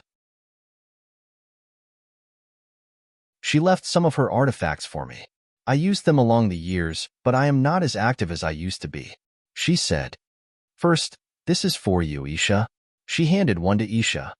The latter received it, then looked at what's inside. There was a red ring with a strong aura to it. The vampire ring, one of the more deadly and rare artifacts in Tamriel, is the vampiric ring. It is said that the ring has the power to steal its victim's health and grant it to the wearer. The exact nature and origin of the ring are wholly unknown. The vampiric ring is an extremely rare artifact. Amazing! Isha was gratified from the description. As for you, Mirren, that's for you. Mirren took a similar box and also found a beautiful ring with Altmarai design. For a high elf, this is a treasure artifact. The Ring of Finaster. It was made hundreds of years ago by a man who needed good defenses to survive his adventurous life. Thanks to the ring, Finaster lived for hundreds of years, and since then it has passed from person to person. The ring improves its wearer's overall resistance to poison, magicka, and shock. The Ring of Finaster? Etherius. Mirren wasn't believing he was carrying such an artifact that belongs to an Altmarai god. Miranda, this is for you. Miranda was handed another box with a ring too. The style was Altmarai, just like Mirren's. The Warlock's Ring of the Archmage Sirabane. In Tamriel's ancient history, Siribane saved all of the continent by judicious use of his ring, and ever since, it has helped adventurers with less lofty goals. It is best known for its ability to reflect spells cast at its wearer, and to improve his or her speed, and to restore health. Miranda felt the same as Miran. Archmage Siribane is basically another Altmarai god. Those two just received Edric artifacts. And finally, my friend John, so those three got rings. He said, yes. Will I get one ring to rule them all? TSK, TSK, TSK, how greedy, she said while shaking her head with a sly smile. Here. She took a box and opened it herself, then gazed at what's inside. She then took what's in it and put it in John's hand. A coin for your trouble, she said. Everyone looked at what was in John's hand and a septim. Isha. A gold septim. Miran. An old gold septim. Miranda. John gazed at the coin with solid expressions. The three looked between John and the old woman. She was looking at him with a grin, and his face was hard as rock while looking at the coin. Isha and Miranda felt awkward, but Miran found the perfect opportunity to get back at John. Wahaha, we all got rare treasures, and he got a coin. An old woman's coin. His victorious tone was clear. John teased him too many times until it was finally payback. But then John spoke. This is not an old woman's coin. This is an old man's coin. The old man's coin? Am I right? He looked at Berenzia. Indeed. It belonged to a dear friend of mine, given to him by another old friend of mine. He passed it down for me before he leaves to Akavir, and told me I'll know just the man to give this to. She said, what are you talking about? Miran felt that his victory was baseless. This is the old man's coin. When the Nerevarine was at the end of his epic, he met an old man called Wolf. This man was an aspect of the Imperial Divine, Talos. He gave him one of his coin, and that is it, the coin of Tiber Septim. John explained. What does it do? Miran asked. Equals equals equals equals equals equals equals equals equals equals equals equals equals equals equals equals equals equals equals equals. Old man's coin. Fortify luck. Equals equals equals equals equals equals equals equals equals equals equals equals equals equals equals equals equals equals equals. John smiled as he launched the coin in the air, then it landed precisely in his pocket. Best of luck? Huh. Never mind. John's mood became much better now. There one last thing, Berenzia said, and took out a bigger box. I intended to give these to you rather than the coin, but you can take them too, she said, pushing forward the chest to John. He opened it and saw a pair of Nordic leather boots in good condition. Once he touched them, he felt strong magic flowing through them and a word of power in the center on the enchantment. The boots of the Apostle, another relic of Tiber Septim and a true mystery. The wearer of the boots is rumored to be able to fly on the clouds, though nobody has ever seen them used or could even use them. She said, easy, they need knowledge of the Thursdayum, John said as if it is nothing.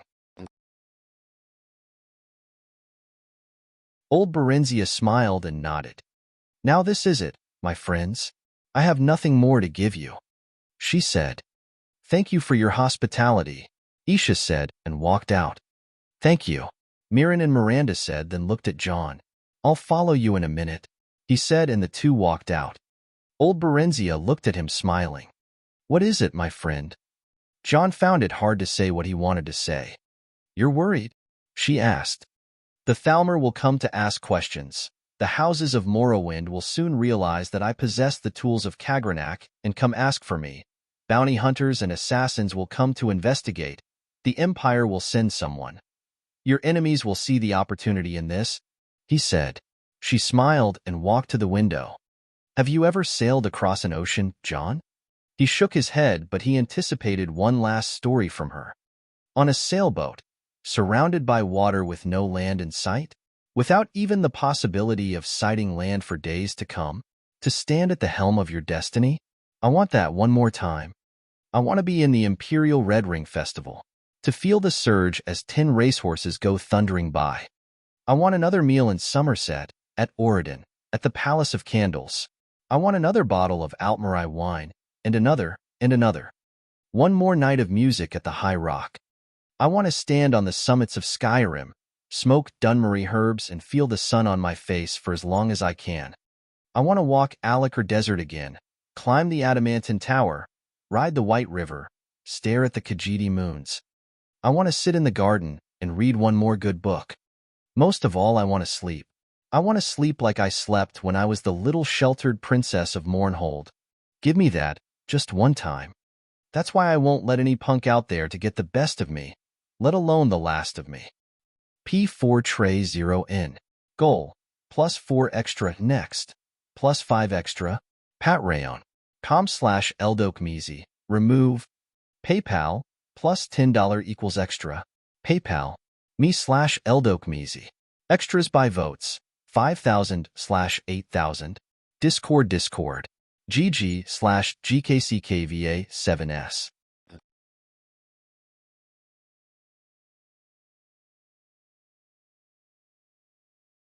Chapter 427, Cyrodiil. Couldn't write yesterday 'cause I was doing some research on Hammerfell. Took me all day. Also, thanks for at Lewis Waka.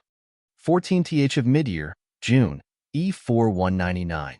For young people hit the road from Mournhold heading west. According to what they were up to, they're going to cross the whole continent horizontally. The four left Mournhold on horseback until they took enough distance and John decided to blow their minds. He took out a big carriage from the cube. This carriage was something he requested from Berenzia. She introduced him to a carpenter, and he had his custom design for a carriage pulled by 6 horses and had a custom design from the inside. The inside was so fancy that the craftsman was unwilling to give the carriage to John. The seats inside were made by John's preferences, just like a first-class plane seats. As Wolfer always said, John is an expert when it comes to luxury. That carriage was made to endure all manners of roads with many mechanisms and enchantments. It had suspension mechanisms, tire wheels, air conditioning enchantment, dwarven ballista on top, and armored parts. Now when it comes to traveling, John wasn't humble and conjured 6 Atronak horses to pull the thing. He also camouflaged them with pride, to not raise any suspicions. Still, the carriage can be driven from the inside as long as someone is on the captain's seat that has a good view to the outside. This meant that one can be the captain every 6 hours while the other rest. This also means that whoever tries to pursue them will go through hell for the Atronach's superior speed and stamina, as well as the ability of the carriage to run all day long. And so, the journey began. The 4 young people took the road to the west borders of Morrowind, aiming to enter the Empire of Cyrodiil. They traveled across the Sadrasi Varanis region in Morrowind, and their first stop was Kraganmore City, a major city-state under the control of the newest great house, House Sadras. As travelers, the 4 decided not to enter the city or attract attention. House Sadras is the replacement for House Hlaalu, and there may be trouble if someone found out that they are the laborers that assisted House Hlaalu. For that, they stayed in the suburbs outside the city and restocked at a traveler's inn. They moved the next day and took a drift out of the road to sightsee the Tormented Spire, an active volcano north to Kraganmore. It was John's first time seeing the flowing lava coming out of the ground and devastating the lands. "Why are we stopping here?" Isha asked. "For as long as I can remember, my world was limited to what I thought I knew. Now, I have a strange urge to look at things differently," John said. "Hello. Did the old woman possess him, or something?" Mirren joked. "Not really, but I think she opened my eyes," John said and looked at the sight in front of him. "The world in my head was magic, Winterhold, Oblivion. Fuck shit up and that's it. I was planning to sightsee the world at some point in the future, but why delay when I can do it now?" John said. The 3 felt that the youngest member in their team became strange all of a sudden. Miranda thought for a while before sitting beside John. "It smells bad," she said. "I know," he said and gazed forward. "John, I really want to sightsee, but I thought we could just head home faster." Isha said. "Relax. Without his carriage, it would have taken a week to reach Kraganmore, not 3 days." Mirren said, and decided to sit down and watch the volcano as well. Isha seemed a bit reluctant. "Isha, my friend, We haven't spoken a lot in the journey, so let's have a chat. John said, first time we met was in Riverwood when my friend became El Diablo, remember? Haha, it was a crazy time, man. We had to travel to Oblivion, she said but paused. Go on. I bet Miranda and Mirren don't know the full story, he said. Yes. She relaxed and sat down. After some time, she continued. We went to the Shivering Isles, the realm of the Daedric prince Sheogorath. It was my 6th labor and John was dragged with me. It was my first, but I haven't realized it by that time, John commented.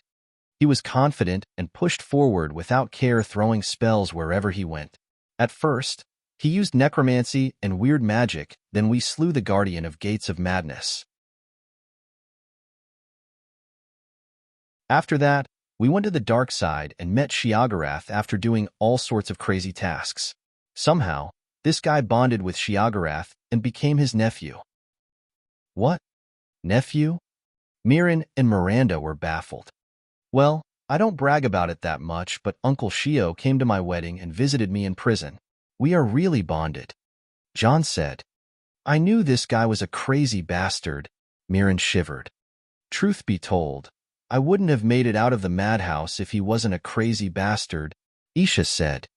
I just don't know if I should beat you two up. John glared at them. Here. Miranda patted John's back. Don't comfort him, sis. Anyway, why do you want to return home this urgently? John asked Isha. She looked at the sky for a breath, then replied. My labor's reward is to find my brother, Isha said. What happened to him? John asked. I take back the question if it makes you uncomfortable, but if you need anything. Thank you. He is back home now as far as the Bothia claimed. She said. I see. He was caught with lycanthropy and became a werewolf. After that he abandoned the Mosque of the Spear Battlelord and disappeared. I chased after him and strange things happened, but I was told to get my hands on this spear and take it to a shrine of Herson, the Daedric prince of the hunt. Once I showed up with the spear, everyone there tried to kill me. I killed them first, but something was wrong. The ones I killed were not cultists of Herson, but rather Bothia, and they were an important cult to Bothia at that. Hafiz, the prophet of my labors, managed to summon an aspect of Bothia to stop me from eradicating the cult, and I was put down in one exchange. With a weapon aimed to my head, I was in rage and my brother was nowhere around. Bothia, however, knew where he was and decided to tell me his location if I agreed to do her bidding. The Spear of Bitter Mercy was decided to be my labor weapon.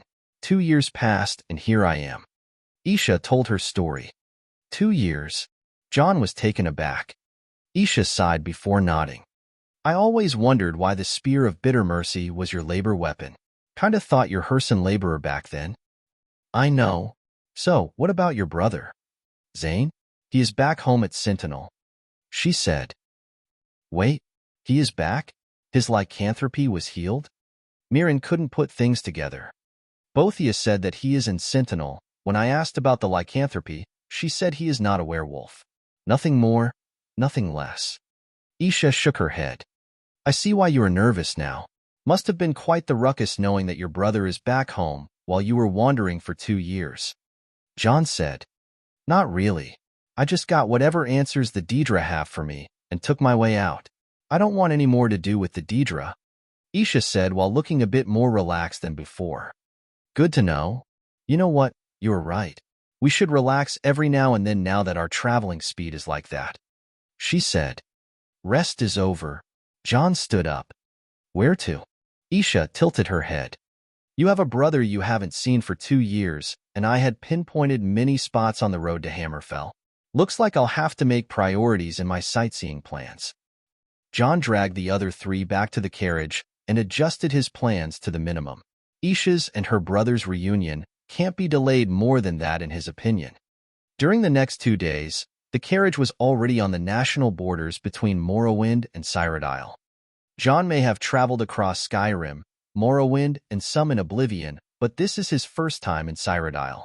The border checkpoint was on the Velothai mountain range that extended from East March in Skyrim down to Black March. Once John crossed the borders, He was now in Cyrodiil's Cheydinhal County. Unlike the pale-colored Skyrim or the Ashen Morrowind, what John saw after going down the border area was immense lands of green and forests all over the place. The Heartlands, the land of forever strife, Cyrodiil. Cheydinhal was a week's ride from the borders, but the carriage reached it in 3 days. A city that resembles a lot of Morrowind with a large dark elf population. The number of refugees here is more than that of Windhelm. With the pass of House Vici that John was carrying, he was able to enter the city at night. Cheydinhal Bridge Inn was where could the four rest and eat after the long trip. Nothing interesting happened in Cheydinhal City, and the group left in the second day taking the road north to Lake Rumar.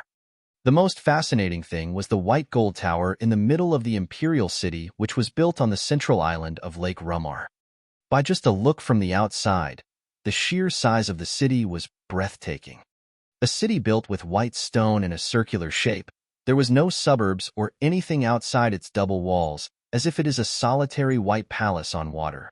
The white gold tower in its center was so high that its base, which was dome-shaped, seemed gigantic on its own. This is the largest city in the world, and the crown jewel of Tamriel, even if the whole continent stood upside down. John thought if trying to just detect all the life signals in this city, and that gave him the scare of his life. This city is larger than the medieval Rome by almost 2 times with almost 2 million inhabitants. Simply speaking, all of Skyrim cities can be fitted in the Imperial City with even room for more. Mournhold may be the largest city John has ever visited, but it was still lacking compared to the Imperial Titan.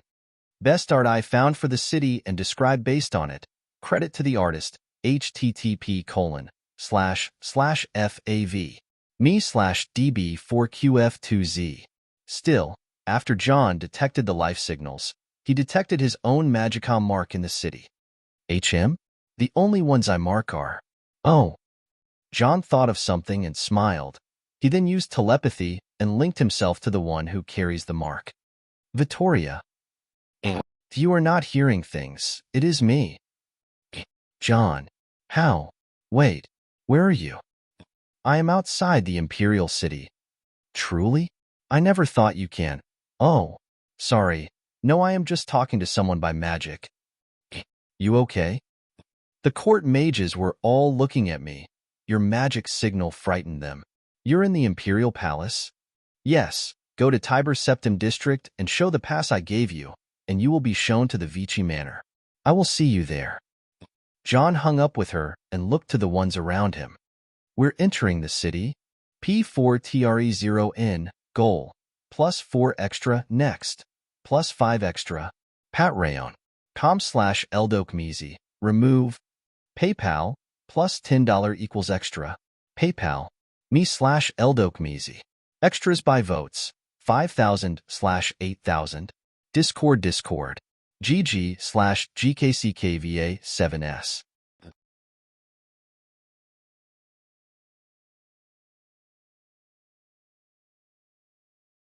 Chapter 428, Making a Scene. Double Chapter, Daily plus 5K bonus.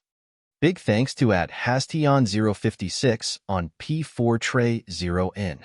Despite being the largest city in the world, the Imperial City had only one gigantic gate from the west accessible through a massive bridge that extends across the Lake Rumar's western side to the western district of the Imperial City. At the forefront of the bridge, the eye-catching luxurious carriage crossed the village of Way, a place where travelers rest before entering the city. As the carriage got on the stone bridge, John canceled the illusion on the Atronach horses, right away reveling them as what they are. He wasn't armored or anything, but rather wearing high-class clothing that showed his status as a very wealthy man.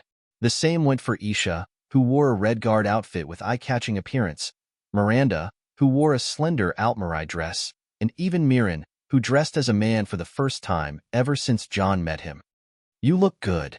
John spoke to Mirren. The latter looked at him, anticipating how John will come up with a way to tease him, but John looked away, focusing on the road. Mirren somehow felt that John may have shown some arisp about our gay scene, but John opened up a subject. Shut up. Mirren and Isha lashed at him in a second. Okay. Sorry. Just saying. As the three were having it noisy as usual, Miranda decides to speak. You are not planning to hide? She asked. This is the Imperial City. Hiding is really a bad idea, John said. The three looked at him and couldn't comprehend what he has in mind. Just think of all the fun we can have out in the open rather than just hiding, he said. What are you really after? Isha asked. When was the last time John Dare was seen? He asked. Mournhold. And which person did he come in contact with the most? The old woman. I get it now. Isha understood what John was after. You are making an appearance here, in the biggest city in the world, to divert attention from the old woman? Mirren asked. Yes, and it would be fun for my enemies to try and search every nook and cranny in the Imperial City to find me. It would take years. John explained. How long are we going to stay? Isha asked. A couple of days, screw around, have fun and then disappear. The plan was simple. The old woman, Berenzia, was the last person who came into personal contact with John Dare. She usually treats people with coldness and is known for her high and mighty attitude, even with how much she lost during the last 200 years. John knows how capable that woman is, but his respect for her wouldn't make him want to cause her annoyance. As soon as the fancy carriage crossed the bridge and its multiple gatehouses, the carriage was on the city island, taking up the road to the large city gate. The queue of people and carriages trying to enter the city got disturbed by the sight of a carriage with a strange appearance being pulled by 6 Atronak horses and had no driver. Unlike Nords who frown on magic, Imperials were fully open to the subject, and mages with uncommon abilities are mostly idolized. For that, common folk would try not to offend the mage lords, and in John's case, they cleared the road for his carriage. John's arrival at the large city gate, however, drew an equal amount of attention from the guards. An Imperial officer blocked John's way and demanded, "Halt! Do you have a permit?" The officer asked. John walked out of the carriage and silently passed his pass with telekinesis to the officer without speaking. Please refrain from needlessly using magic as long as you are inside the Imperial City, the officer said. John nodded. The officer was irritated by John's silent attitude, but all he could do was to check the permit only to find it a pass with the seal of House Vici. You are granted passage. May I inquire your name, what's inside the carriage, and the reason why you are visiting the Imperial City? John Dare, former Thane of Winterhold, John said while passing over 2 badges with telekinesis. The first was from the College of Winterhold, carrying his name and rank as an expert mystic, while the other was from Shad Ashula Academy, carrying the rank of honorary member. A former official and a member of 2 large institutes of magic being invited by House Vici, the Imperial officer realized he can't mess that one up. The carriage's door was opened and the officer looked inside. They introduced themselves with false names and prepared identities. Sir John Dare, it would be my honor to guide you inside the city. The officer changed his attitude. Please, and John was finally let in. Seeing the Imperial City like this was surely different from the outdated version in his mind. This city looked larger from the inside than the outside, and the main road was bustling with life. The first district anyone would go in is the Noble Plaza District, formerly known as Talos Plaza District. It is the high-end residential area and also was the first one to access.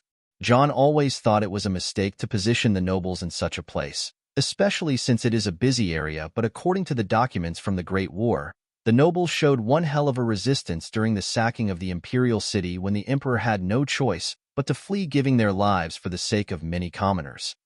Anyway, the carriage moved through the main street and arrived at the central plaza. The same old dragon statue was there in the center, although many things seemed very different from the games. This way, the Imperial officers led the carriage while riding one his horse. He guided John to parts in the city that John didn't even know it existed. The area he was in was filled with large villas built on the style of the Imperial City and seemed to be the houses of the rich and powerful. The Imperial officer stopped against a certain villa and talked to a guard. Right away, the gate was opened and the Imperial officer took his leave. John, you really came. From the large building right behind the gate, a certain young lady came out. Vittoria, you look lovely. John jumped off the carriage and walked to Vittoria. The two got closer and kissed like lovers who haven't seen one another in a long while. Isha, Miran, and Miranda were at a loss for words how things developed that fast as they got down if the carriage after him. John introduced them to Vittoria, and the opposite then looked at the imperial brunette.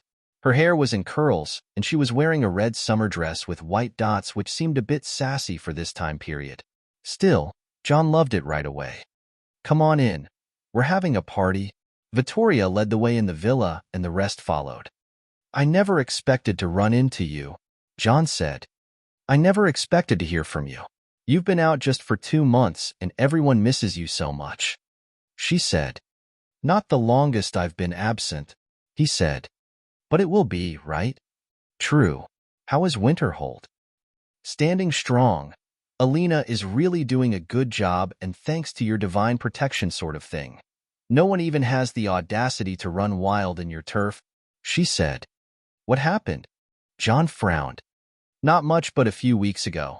I heard a report that some idiot came out and claimed that you abandoned Winterhold for good, then tried to have his way with Alina. Just before Alina could rip him to shreds or Wolfer to make a human meat paste out of him, a glowing red sword came out of nowhere and made a mess out of the man. Oh, Bloodskull. I left it there. John had a reason to leave Bloodskull behind, and that was for this kind of situation. When he attained temporary immortality at the end of the Battle of Winterhold, he imbued some of the cosmic energy he gained from around the tower into the sword, giving it its own consciousness and power. The sword would defend his family in situations like that, especially if one showed any malice towards his family. Do I have any big sword protecting me as well? Vittoria asked. No, but as long as I am here, you should try that sword, John said. Vittoria acted dissatisfied and spoke. Humph, it is only natural. I thought you would have something special for my birthday.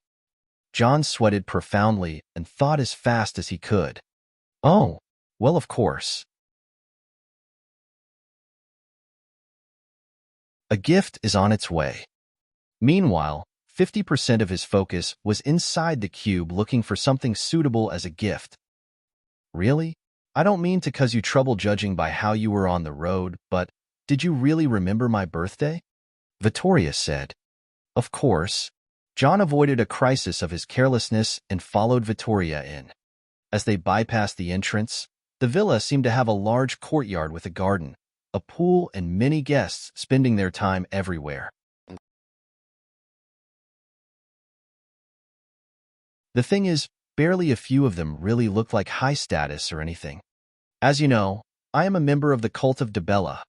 The ones around here are my friends from the cult and from other noble houses, but mostly there are artists, dancers, entertainers, and bards, she said. It was indeed that way. There were entertainment magicians who floated on the pool and made a show by controlling the water. There were bards singing, philanderers roaming around, drunk people, escort girls and boys, strongmen and comedians. Well, this party is lit. John couldn't help but praise. Even John Dare can't do such a large-scale debauchery in public. He looked at Isha and the rest. You guys can socialize, but let's stay in each other's sight. Don't cause trouble, without me of course. He said. Let's go. Isha took Miran from his arm and disappeared in an instant. Wow. Even Vittoria had to praise. You can join us then? John took pity in Miranda and invited her. Blending in the party was easy. Activities such as throwing paintballs, interacting with mimes, and tasting samples were really common. John also gave the death glares to some skooma dealers. What worried him, however, was a few vampires blending between the public, but knowing that Cyrodiil's vampires don't eat where they shit made John just keep an eye on what matters. As he finished a round of witnessing what the place has to offer, he went to a private room accompanied by Miranda and Vittoria. Part 2. The private room had a tub, a bed, some liquor, and some entertainment tools for various tastes. John sat on the bed while the two girls chose to sit on chairs. So, what brings you to the Imperial City? Vittoria asked. I was around. Being around doesn't mean you can just use your identity in public. 1,000,000 gold septims are on your head, John. Well, you know the drill. One can't have much fun while trying to hide. John said. Fun? Are you trying to cause a scene? Here? In the Imperial City? You know your enemies are simply everywhere, and you have a few to no friends, especially after the way you rejected the Synod and dodged the Empire's summons. She said. Haha. The Imperial City is dangerous and all, but it is the only place where the Thalmor can't run wild. Meaning? When they hear I am in here, they will spend every resource they have to act inside the city.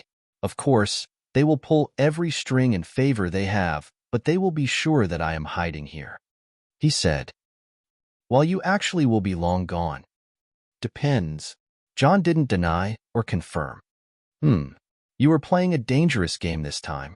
You can't dance on the edges without the fear of falling, and you know I can't assist you if it is too risky. Sure. Still, part of our relationship is based on benefits. John said as he passed a flask of blue glowing potion to Vittoria. She narrowed her eyes as she held the flask and opened it. The smell of the mixture inside made her freeze in place. This is, as business partners, I am well aware that you have at least 1 or 2 agents in my organization for the sake of maintaining peace. I am also very aware that you are paying close attention to the new unrecognizable products in my organization, especially the ones that are not for sale. John said, Oh, you have to understand that, Vittoria tried to explain. I do understand. I don't mind it for business sake. Good. So, this is that product you are keeping behind tight doors. She said, recognizing the existence of the potion. I call it the Inuic Spirit, Magicka and Vitality Nourishment Potion for female use only. John said, Nourishment Potion? You're bluffing? Vittoria could hardly buy it. Of course not. The potion is just an ordinary regeneration potion on its own, but with another thing, it will become a nourishment potion. The term nourishment potion is as fictional as the philosopher's stone in this world. Simply increasing your magicka and vitality by a potion is the dream of every alchemist there is. This potion is only an ordinary regeneration potion if not used with a meditation way, and only by a female as it contains a high amount of natural Inuic energy that can be transformed by a female to vital Inuic energy. Men can benefit from that by exchanging their vital Padamic energy with vital Inuic energy through certain techniques during sexual intercourse. I may have not explained this before, but natural energy is what exists in nature and can be absorbed by a certain gender. Vital energy is what exists in the body and can be absorbed by the opposite gender. Blame me if it is too complicated. John explained that much to Vittoria, whose expressions were baffled. What about the male version? She asked. There isn't any, I'm afraid. We need an organic source, but that is a bit tricky, sadly. Also, keep that in mind. John pointed his finger at her forehead and used telepathy to pass down a watered-down version of a spirit meditating way to her. John's plan was to rope in Vittoria further and make sure she is assisting his company wholeheartedly while he is absent. The Inuic Spirit Potion can only be refilled at Winterhold now. Also, Vittoria is cute. So, beneficial enough? He asked. This is a nice birthday gift, and indeed, I will wholeheartedly assist you. She said, sat on his lap. The two seemed to be ready to go wild, but they turned to look at Miranda. John signaled for her to come and sit on his other side. She reluctantly came closer, but John slapped her, but pulled her right away. Oh, wild. Vittoria seemed to like it. An amateur like Miranda was under the mercy of 2 sex fiends at the moment. She was mostly enthralled by John's actions of how she loses control to him. Vittoria, on the other hand, had her favorite activity in mind and slipped between John's legs. John was actually looking forward to that. Vittoria's oral skills were what can separate her from the rest. For that, John closed the doors by telekinesis and secured everything, knowing that there is no too careful in the Imperial City. After some time, the three were lying in bed together. John exchanged energy with the girls and started circulating it for them inside their bodies. This action alone caused their bodies to heat up, and they stuck closer to him, moaning from pleasure. After that was over, Vittoria was dressing up to go out first. You're still hard? Should I send you some of my friends? She asked. Friends? Don't worry, I know your tastes. No escort girls. I'll arrange you some of my friends from the society. They may be bimbos but nobles at the end of the day. Sure. Why not? John didn't even think of refusing. More girls means more progress, and of course he takes care of them in the end. As Vittoria walked out, Miranda spoke. You're okay with that? She asked. The harem tag is there for a reason. I mean, you are spreading information around about yourself that way? She asked. That I am here having fun and not caring about the world? Well, I should live up to my reputation and stand out somehow. John said. I think you can stand out using better methods, Miranda said as she went up and got dressed. John thought of how to stand out in the Imperial City as fast as possible, but nothing came to his head other than making a big scene in a big party like this. But fortunately for him, things were taking a better turn. Vittoria appeared all of a sudden and looked at John. It's your two friends. They are having some trouble. As soon as he heard so, he was in his clothes at once and walking out of the room. Looking around at the bar area, there seemed to be some strong men harassing Isha and Miran. One of the men was knocked down by a headbutt from Isha, and Miran was locked down by another man. Those are. John was already giving a sharp glare. The arena's red team. KSK. Weaklings.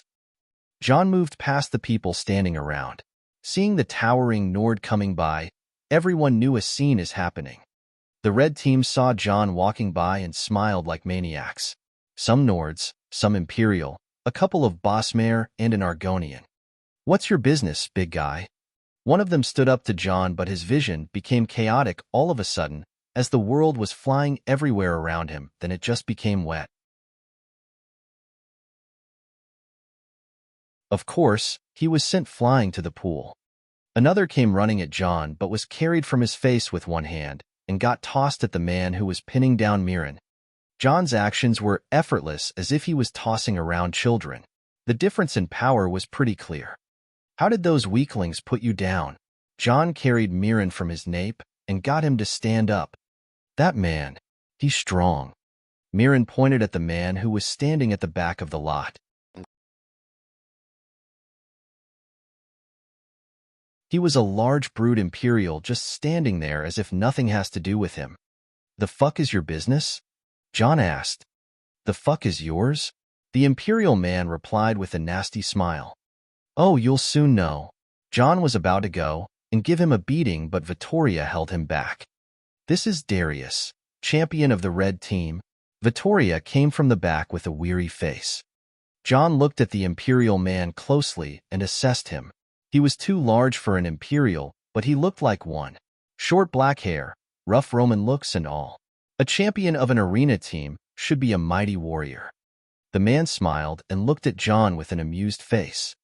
He is also the current grand champion, Vittoria added. Well, ain't that lovely? John became annoyed. A grand champion is so much the top title in the arena, meaning that this guy is the toughest son of a bitch in the Imperial arena. John gave up on conversing with the man who was just coldly staring at him. What did he do? John asked Isha. She stood beside John with an annoyed look on her face. He came after Miran, she said. What for?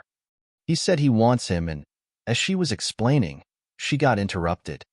He is gay. From the side, a short, slim old man said.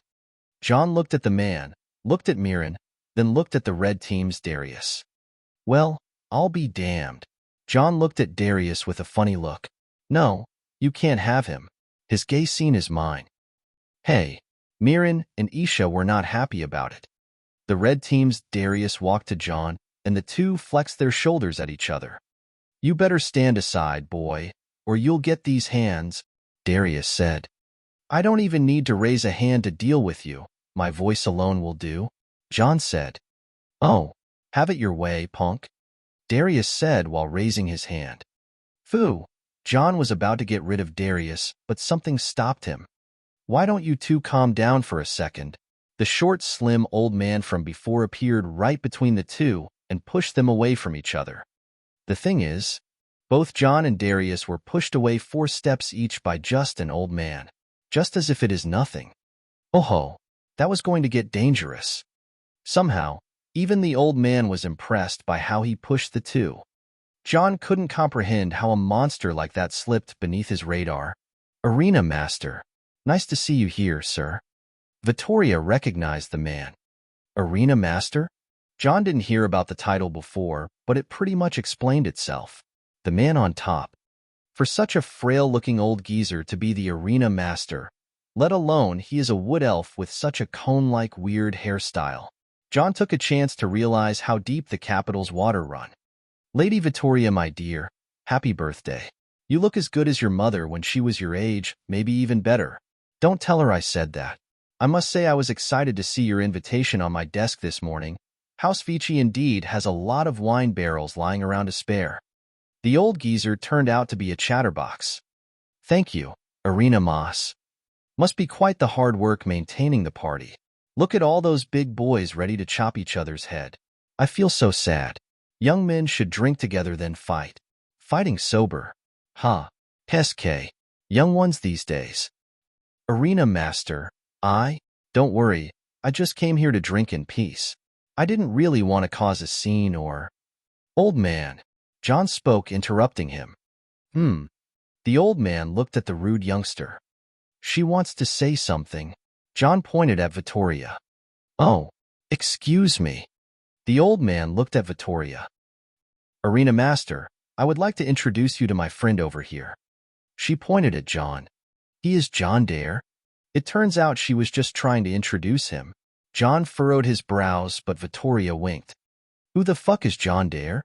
Darius of the red team asked in dissatisfaction.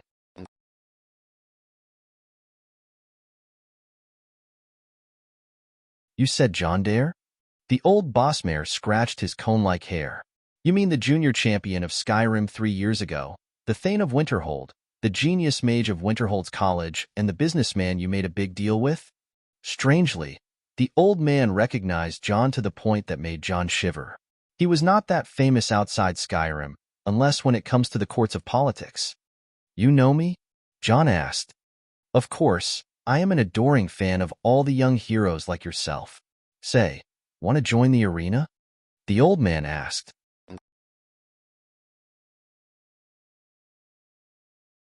John looked at the old man and smiled. Fine, but if you give me that bastard, John pointed at the grand champion, Darius. Humph, dream on, Nord. I am the grand champion. You have to grind your way up to me. Darius wasn't even bothering with John. John looked at the old man waiting for an answer. I can't just give you the grand champion. How about you grind your way up the ranks? The old man said. How about you arrange all day tomorrow for me? John asked. I'll donate 1,000 gold coins for the arena. By Azura, you're staying. John smiled as he found a good opportunity to make a big scene. Maybe too big a scene. I am booking all the arena fights tomorrow. As John said that, the old man opened his eyes wide and took a deep breath in. Ha ha ha, jolly good. One man against all odds starting from the rank of a pit dog all the way up. Ha ha, that's good. It has been years since anyone did that. Fine, you're up. The old man was happy and cheerful. He turned around and looked at everyone inside the party. What are you waiting for? Spread the word. P4 tray 0 in. Goal. +4 extra next. +5 extra. Patreon. com/eldokmizi. Remove. PayPal. +$10 equals extra. PayPal. me/eldokmizi. Extras by votes. 5,000/8,000. Discord. GG/GKCKVA7S.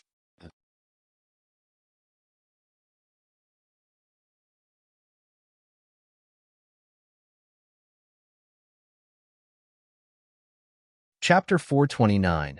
The Arena, 1-2. Double Chapter. Daily plus monthly extra. The arena was shaking. Moments of hype on moments of shock came one after another as one man started dominating the ranks for a full day. He displayed skills that can't be explained and cast spells that made the crowds go crazy. Nirn had many champions and powerhouses, and the Imperial Arena was a gathering for the elites.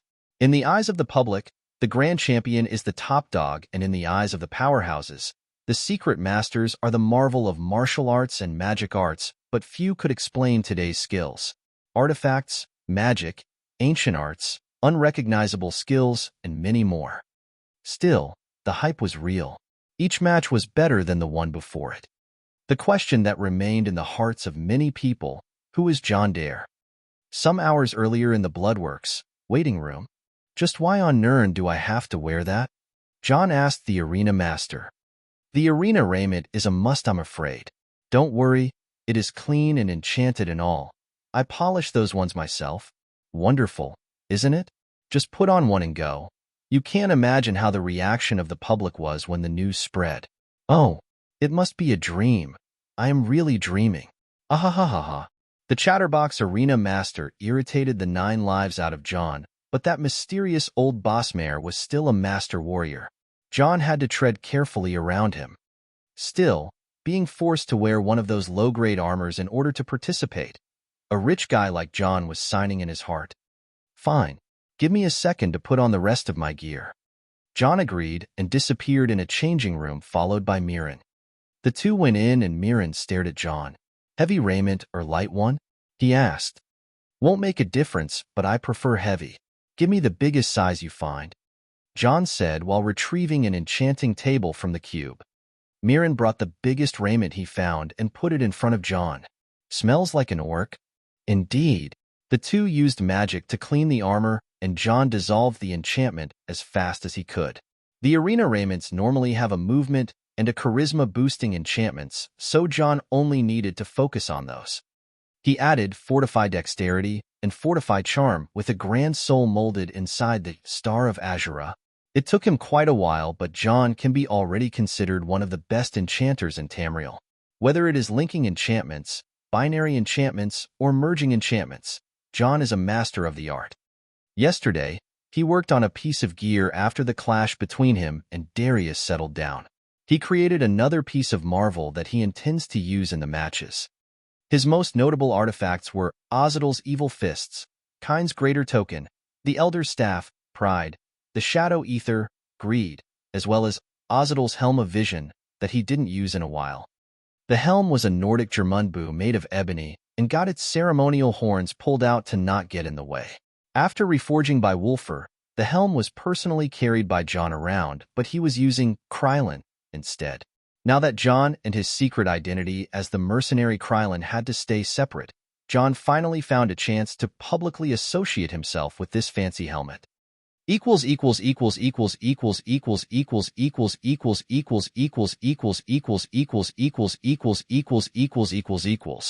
Ozidal's Helm of Vision, Nordic Ebony, Fortify Range, Aim Assist, equals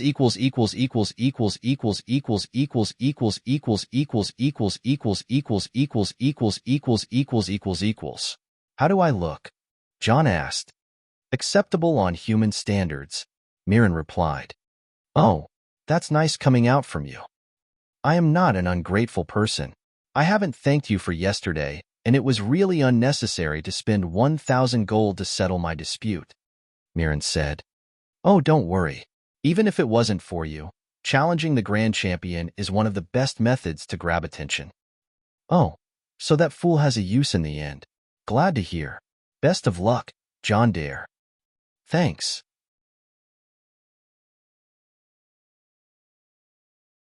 John fist bumped with Mirren and flipped the old man's coin on his way to the arena, but before doing so, he put on a blue badge on his arm. The blue team. It has been a long while since the badge was carried. Now with the emergence of the red, green, and indigo teams, this badge was gathering dust for a long time. The arena master appeared beside John. Where do you come from? John asked as he didn't notice the man's presence at all. Fufufu, the secret of the craft. Don't go out there until you're introduced.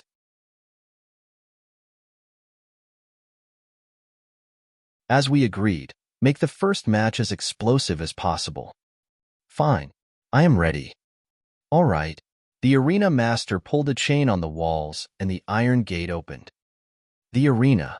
Last night, a rumor spread around the city like wildfire.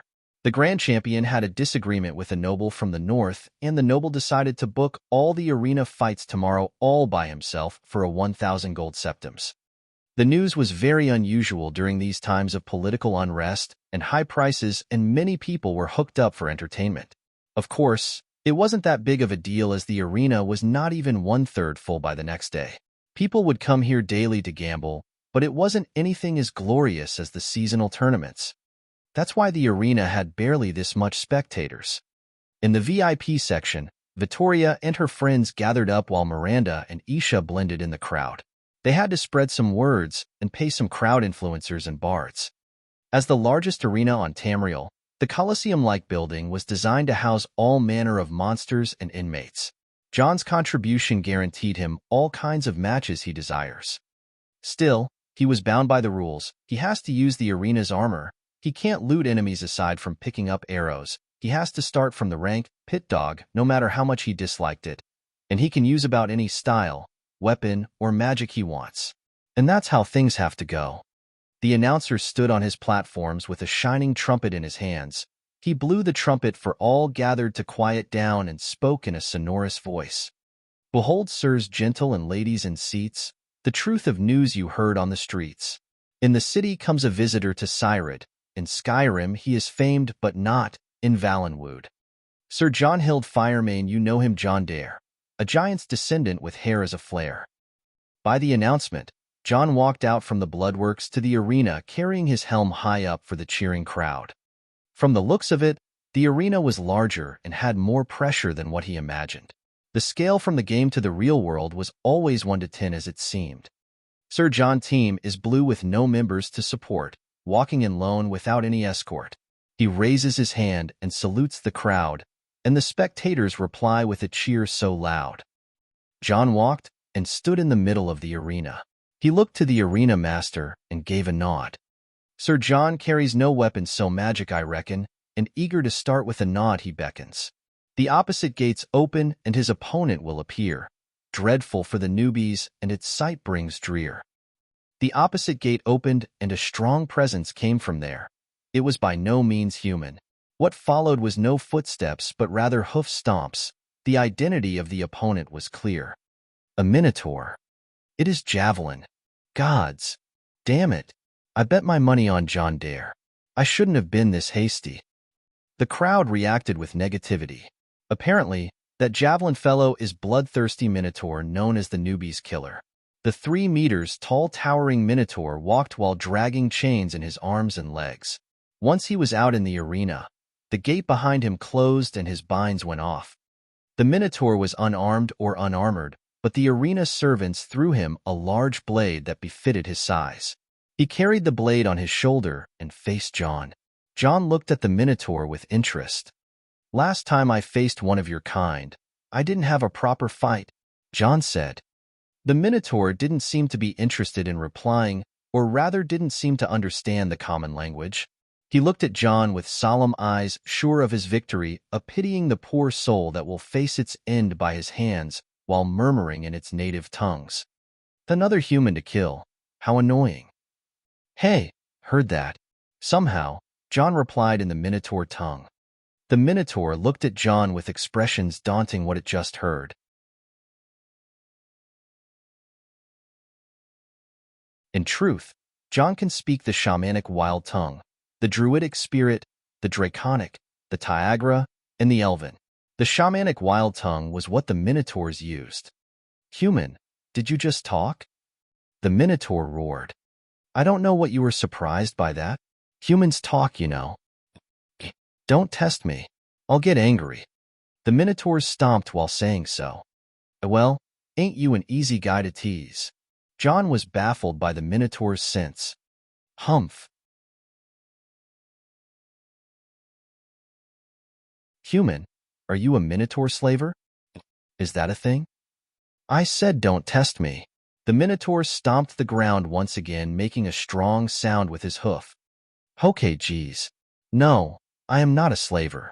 I am a mage and my name is John Dare. Asterisk snort asterisk, I don't ask for every human's name I get to kill. Speak. How do you speak in my tongue? Well, ain't you a rude one? Want to know how I learned that tongue? You have to earn that, fella. Javelin, is that your name? And no, it is Javelier and Fuxo's drumhoof. Stupid humans can't even get one name right. The Minotaur roared in anger. Toe, that's a nice name. I'll call you Jax for short. From what John can tell, the longer the name, the higher the status in the Minotaur community, so he made the name even shorter. I met a Minotaur called Malvis Blackhorn once. Know of him? The Minotaur, or rather Jax, looked solemn for a second before his eyes turned bloodshot, and his snot let out a strong breath. He held the blades with 2 hands and seemed to be willing to send John to oblivion just by hearing the name. You fucking slaver. Losing all sense, Jax aimed for John's head as he charged with the blade. John disappeared in second and appeared where Jax was before the charge. Easy there. Die. Part 2. Seeing a human and a Minotaur talk was by no means usual. The whole arena felt it was quite a strange scene, but rather not fun. Simple folk only want to see blood, guts, and limbs, so when Jax attacked John and the latter dodged at the last second, the whole crowd cheered. Someone teleporting like that was not something they see every day. Still, hidden in the crowd, many eyes were not even interested in the fight. Those were the ones who know what the name John Dare means. Mages from the Arcane University of the Imperial City, agents from various intelligence agencies, and various kinds of people, all what they have in common is an interest in John Dare. All of those people can agree on one thing right now, and it is how problematic John's actions were once he popped up out of the blue in the Imperial City and made a big scene like yesterday's. All the interested parties knew that John Dare is no easy asset to make use of, so they were all on the wait-and-see mode. Undoubtedly, the Thalmor spies in the capital must also be sending emergency signals to their nearest outposts. Still, the fight in the arena right now was a good way to assess what John Dare is capable of doing. After he teleported behind the Minotaur, he didn't attack, but rather put his helmet on and raised his fists up. Is he going against the Minotaur barehanded? None would believe that a human can put up a fight against a Minotaur with the power of Jax just barehanded. John, however, squeezed his hands while taking a stance and charged at Jax. A weak human. Jax was infuriated and stomped towards John. Idiot Minotaur. John's leg redirected Jax's stomp towards him, and with a punch, John buried his first in Jax's abdomen, sending the Minotaur 5 meters to the back. Wow.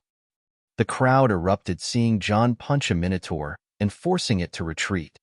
Jax massaged his abdomen and glared at John. The Minotaur recognized John as a threat now. It stomped in its place that charged at John with all its might. John took the charge from the side by catching Jax by his horns and twisting his body, sending the Minotaur away by a drop move. Jax crashed back on its face, but got up right away while foaming from anger. John was having fun. His opponent was larger than him and physically very strong. Such a chance to have a suitable sparring partner wouldn't come every day. Jax, however, learned from his mistakes. John is not his run-in-the-mill human, so he needs to come up with an idea. The Minotaur positioned his blade up front and took a slow approach to John, who raised his arms and put a guard. Snort.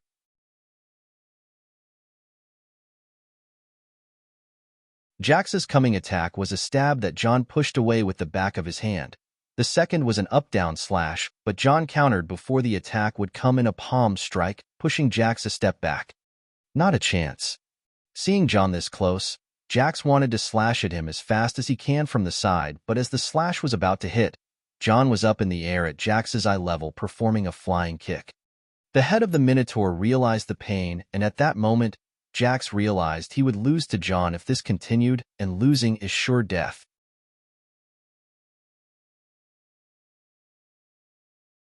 That's the fate of any Minotaur fighting in the arena. Jax had to step up his game. With his will to survive burning inside him, Jax unleashed a flaming strike from his blade, enveloping 5 meters radius around him. He could see John getting swallowed by his flame. As his flame settled down, Jax looked around to see nothing around him. Wow, didn't expect you're a shaman. A voice came from above him. Jax looked up to see a man standing on his horns. How? It is a simple trick. But now that you used magic, I think it is my turn. John jumped up and descended on Jax's shoulder with an axe kick, disarming him from his blade. As he reached the ground, John jumped with a double kick to Jax's abdomen, pushing him back. The Minotaur became irritated and stomped hard on the ground, making fire spread from his hoof in a pool of flames. The crowd cheered and screamed as they saw the scene turn more heated than usual. John didn't care how much flame can Jax summon.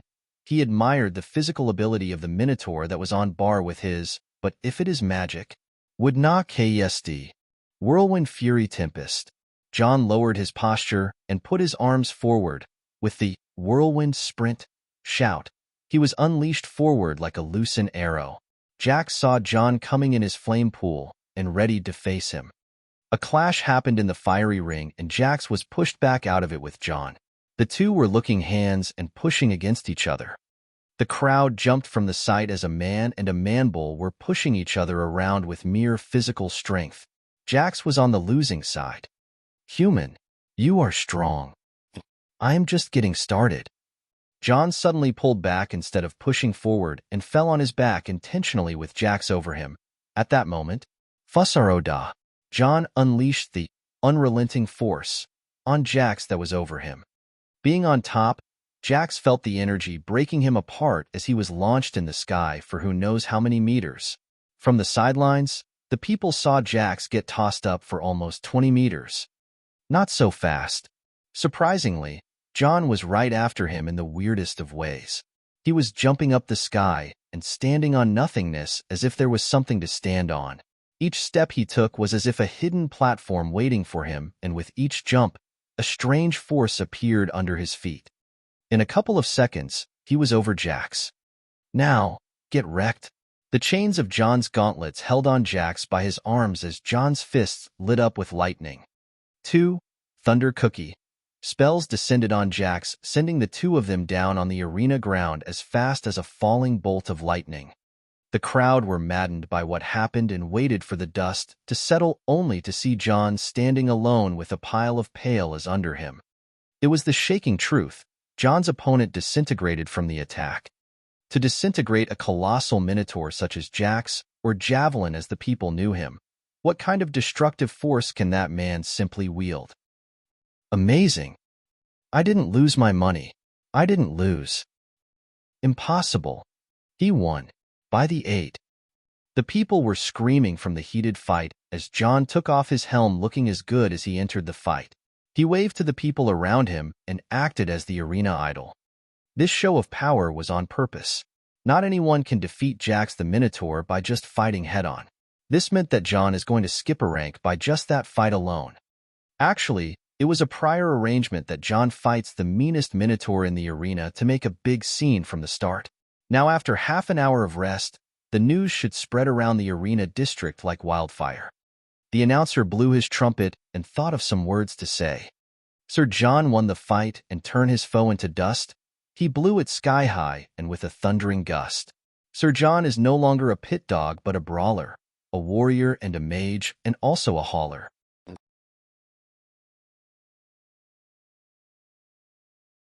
The Thunder Voice, people call him with a cheer. His next fight is drawing Don't Stray and Stay Near. His opponents. Any chance you say that coming part normally? John called for the announcer. None at all. Him. His opponents are from all teams next round. A royal battle that knows no bounds. John sighed from the cheeky announcer and his rhymes, and then headed back to the Bloodworks. In a barely lit room with smooth stone floor, Jax opened his eyes.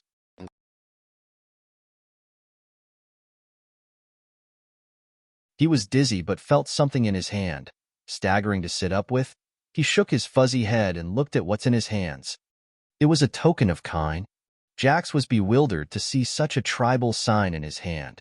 Only a few have the honor to bear the token of the Mother of Beasts. He came to his senses right away and looked at the strange space around him to only see a black cat sitting on a chair lazily staring at him. Where am I? You are hired, the cat replied. Huh. Jax couldn't comprehend how a cat replied at him. Nefertiti kindly explained further. He needs a punching bag. You are hired. P4 tray 0 in. Goal. Plus 5 extra next. Plus 6 extra. Patreon. com/eldokmizi. Remove. PayPal. Plus $10 equals extra. PayPal. me/eldokmizi. Extras by votes. 5,000/8,000. Discord. GG/GKCKVA7S.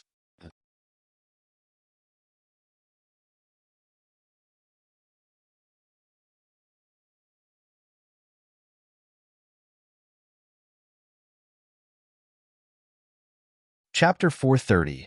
The Arena 3. By Azura. That was an amazing fight. Marvelous. Magnificent. Legendary. Shut up. Even Mirren was fed up by the arena master. This old man is giving me some serious déjà vu, John murmured while sitting on the side. Ah, young people, you are always low on patience. Here. Want some juice, vitamins, cheering? Don't worry, I'll annoy you. Wait, what? I won't annoy you. Oh, no thanks, it's rude to make an old-timer work around. John said, begging for a moment of peace. Oh, how very thoughtful. I'll go and see something to do then. Your match is in 10 minutes. As the arena master was finally away, John and Mirren let out a sigh of relief. That was close. This old man can cause mental damage more than anything I ever encounter. As the two complained, John started going through the cube seeing the new employee. He managed to kidnap and the weapons he is going to use afterward. Hey, how did you jump in the air like that? Mirren asked. Jump in the air? Oh, you mean the last move? Hee, it was not jumping or anything. I was pretending to jump. Meaning? I was flying, but you know. The Levitation Act in the Empire forbids any spells that enable a mage to levitate, so I kinda made look like I was using some mystical martial arts. Ha. God, how shrewd can one man be? Still, I haven't seen you casting a levitation spell. Right, I was using those? John said, raising up his feet. Those? Your feet? No, silly.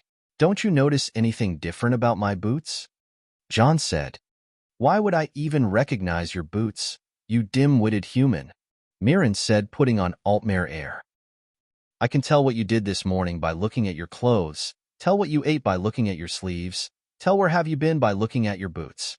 By the looks of it, you ate bread with goat cheese before going for a light walk, then you got cornered by Isha, judging by the dirt you couldn't dust off on your back. Wait, did you two make out in a bush again? Mirren's mouth opened wide and didn't know what to do. So, the boots, John said. Right, they look like a pair of very interesting boots. Mirren tried not to remember what happened just a second ago. Well, indeed they are. I took the ebony plating from my old boots which carried the enchantment and added this to these boots which carried a similar enchantment. Linking the two enchantments together, I made a new artifact that I call Ozidal's Boots of the Apostle. Equals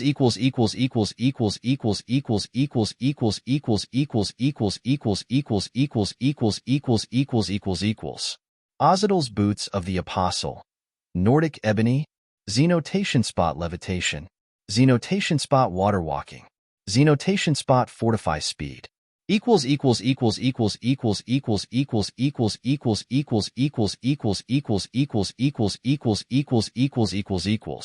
Linking enchantments? Yes, it is a thing I discovered after studying the tools of Kagranak. Sunder, Keening, and Wraithguard have a lot of enchantments on each which defies sense. Immortal have but 2 hands and can't cast more than 2 spells at a time, so the enchantment logical limit is 2. To bypass the limit, you need 2 pieces that share one similar enchantment. Link that similar enchantment and tada! You have created an item with 3 enchantments of 2 items with 2 enchantments each. Sadly, overdoing things after that point causes the magic lining to break off, so I don't know how to add a 4th enchantment, but hey, neither did the Dweemer. Okay, great. That's really interesting. I understood everything. Mirren said so while slipping away. KSK, you sad excuse of a high elf. John felt better after annoying someone for some time, and got up for his next match. The spectators around the arena seemed to have increased as the noise became louder. The news of John beating down Javelin the Minotaur spread very fast, and people came hurling to the arena. A strong contender like John appearing means that the gambling will flourish and luck will play his game.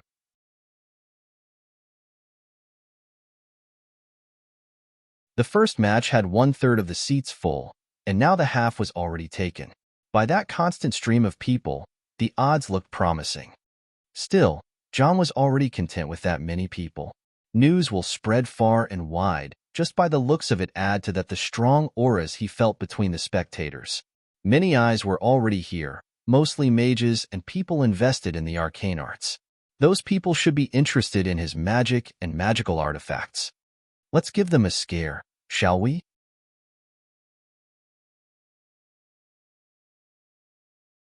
John said while pulling out his personal magic book. The cheeky announcer kept going on and on about the next match until the teams were introduced.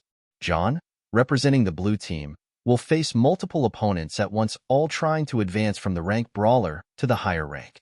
After being announced one by one, John's turn came last, and he walked right in as all were looking at him.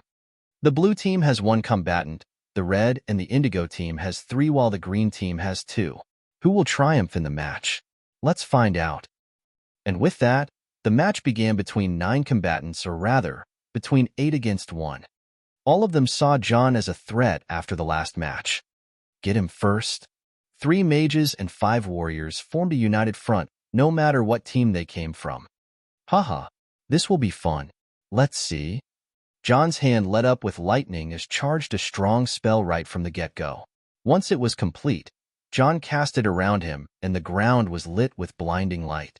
By the next second, John was surrounded in a cage of lighting. A variation from Wall of Storm's spell, but rather envelopes its caster from all angles.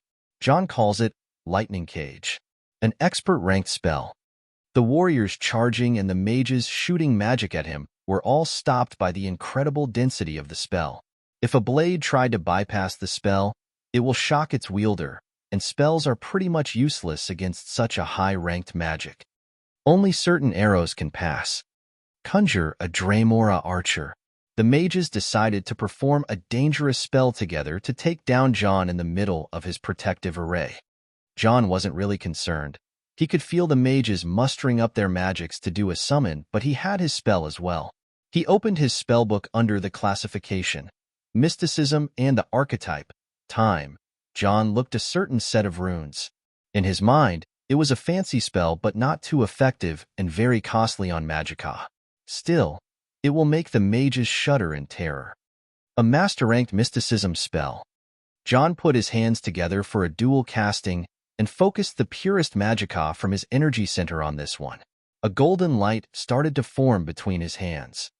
Healing? No. Sun magic? A mage asked his colleague as they were blending in the crowd. No.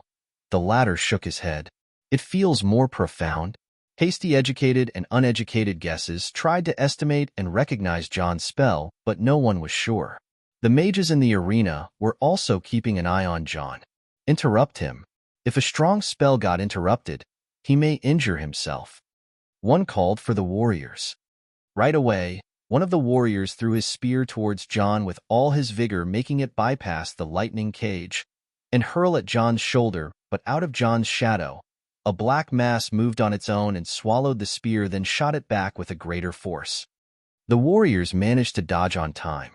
That just now was Nefertiti manipulating greed to protect John, but it appeared as if John's shadow had a mind of its own and guarded its owner, rendering many confused about how it happened. We're done? The 3 mages managed to conjure 3 Dragonborn archers each, and John's opponent were doubled. Kill the mortal? I'll feast on your blood. You will fall. The Dragonborn acted like the cliché villains they are as they aimed their bows at John. On the other hand, John has just finished constructing his spell and charged it with Magicka. Now was the time for the decisive spell. The golden spell enveloped John more, and changes started to happen. In the middle of the arena, golden ghosts started to form as they moved in fast action. The action was not natural and seemed to be like they were rewinding what they were doing fast. Just now, ghosts of John fighting Jax the Minotaur appeared. They were rewound to the start of their fight, then stopped and moved to the side.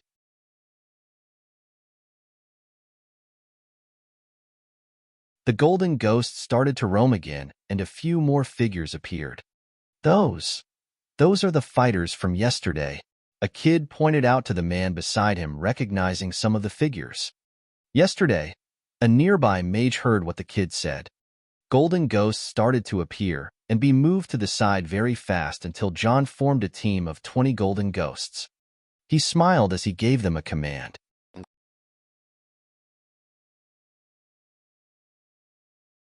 Just like that, the golden version of John and Jax jumped towards the Draymora archers, who were dumbstruck from the scene as well. What are those? The mages behind the Draymora shuddered. The mages outside the arena were also starting to stand on their feet. A few magics had golden auras. Most notable is the healing magic and the sun magic, but most mysterious is the time magic. What John did just now was to summon ghosts from the past, or as he calls it, ghosts of time. Every one of those ghosts had the full fighting ability of the same time. It was from the time it was pulled from. The spell is completely safe as it only pulls time records without doing any edits to the past events or the multiple timelines and realities thus possible to cast, and cannot cause a dragon break. But that was not the focal point. Just now, those time ghosts can use the same exact abilities from that time they were pulled from. Meaning, the ghost of Jax stomped forwards and stomped his hoof, creating a drumming sound, a pool of flames under his hoof. The ghost of John let out the chains from his gauntlets and pulled 2 mages in the flame pool. The other ghosts of yesterday's combatants all charged to the fight like one, shooting their special skills and their auras. A team of 8 warriors and mages wouldn't last a few seconds against such a tide. Heads were decapitated, limbs flew around, and guts spilled on the ground.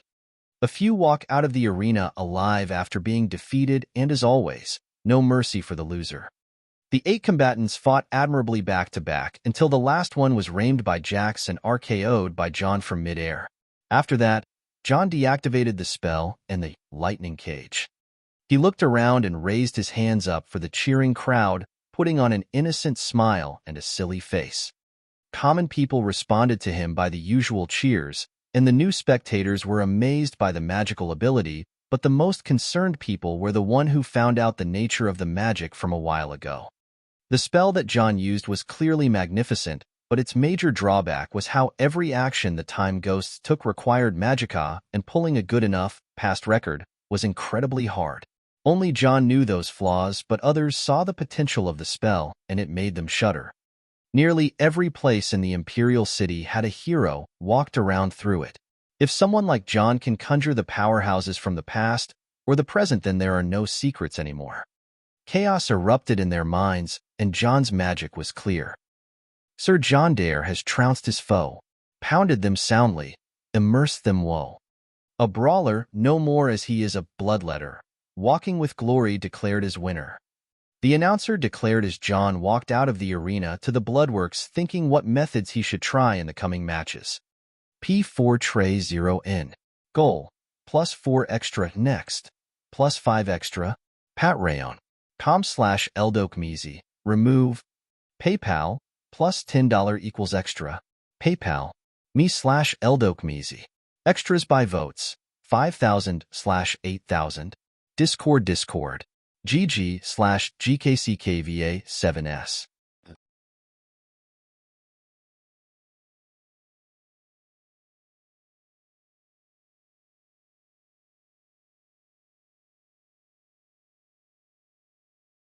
Chapter 431.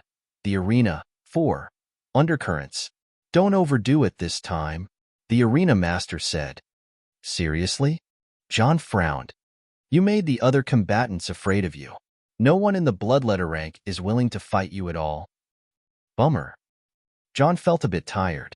It seems that he was a bit too abnormal to face, and the magic he used scared away the fighters. In his head, John was just disappointed by those third-rate fighters who were so scared for their lives. The reason behind that is mostly because his strength has surpassed the human limit, and he no longer think based on those standards anymore. Also, the Nords are hardy people and wouldn't back away no matter the odds, so he just wasn't used to it. So can't we just skip ranks? John asked. Your contract is to advance each rank by a special rule match, which means you have to fight through each and every rank. The arena master refused. Fine, I have a good idea.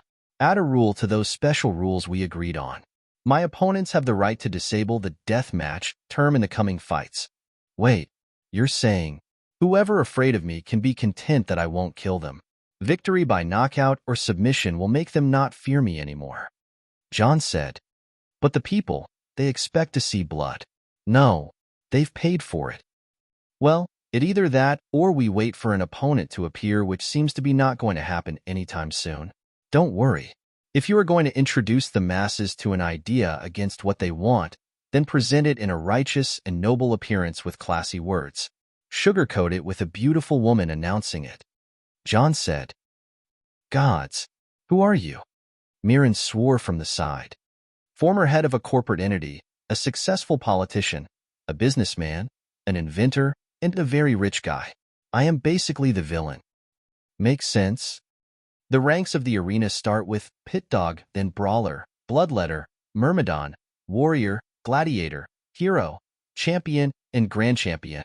According to John's contract with the arena, he is to fight one special rules match that can advance him to the next rank in one go. As a death ground, there was no assurance that anyone can come out of the arena alive, and that included John himself. If he got killed, then that's it.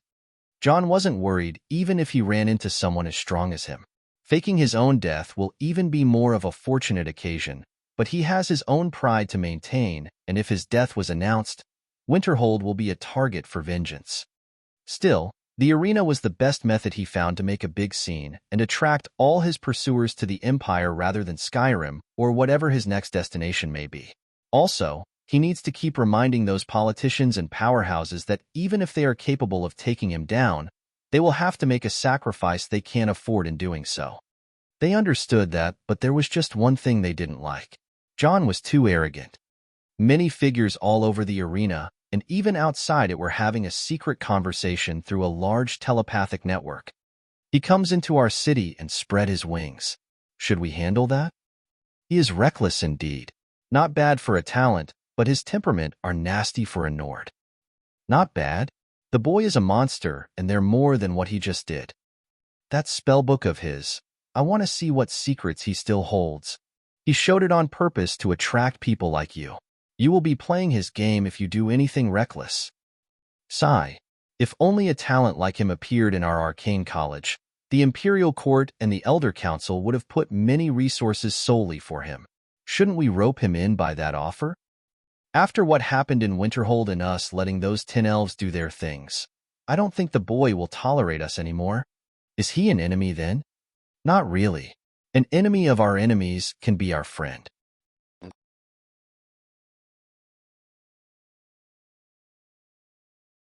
I remember it was a Redguard warlord who said that once before his allies turning on him, "You are missing my point, old man. All of you, we need to learn from the past experiences with him. He is reckless yet always have a hidden card. He never played without having the upper hand. The reports on his personality suggest that he is unstable yet very able to control himself and manipulate others."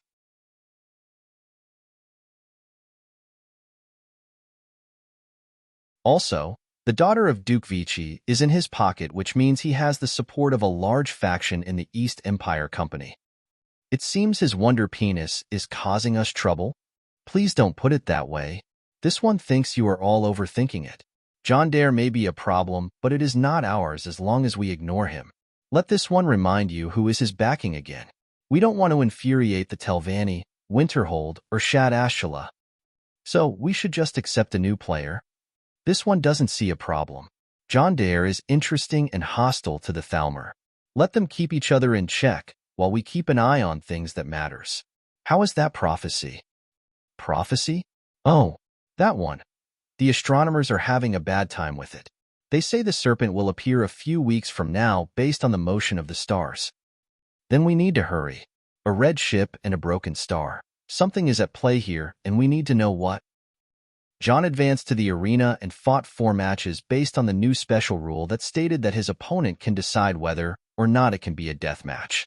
From that point, many people made up their minds to challenge him. The following matches allowed John to pick up a few moves from his opponents as he fought barehanded.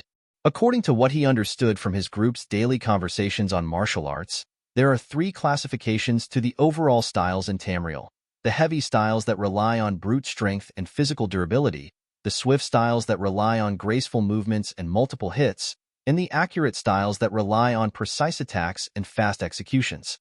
Hybrid styles exist, but the pure martial artists are mostly headstrong to a certain classification. John's style is clearly hybrid as he has brute strength, swift combos, and scary accuracy. Thanks to what he comprehended, his ability to analyze his opponents evolved, and he became obsessed with breaking down his opponent's styles before finishing them. That wasn't all. He even met opponents with high control over the aura on the 6th match. As an art with a close relation to martial arts, the aura fortifies each style even more in power, speed, and accuracy. The right type of aura with the right attack can create a fascinating skill, such as the flying claws launched by the Khajiit he fought and the Breton who launched a sword beam that really surprised him. As the 6th match was over, the announcer declared John's advance to the hero rank. Somehow, it was a cringeworthy rank as John hated its name. As a hero, he can finally challenge the champions. From that point on, the arena master decided to remove the term that John added about not killing the opponents, and the death matches finally returned.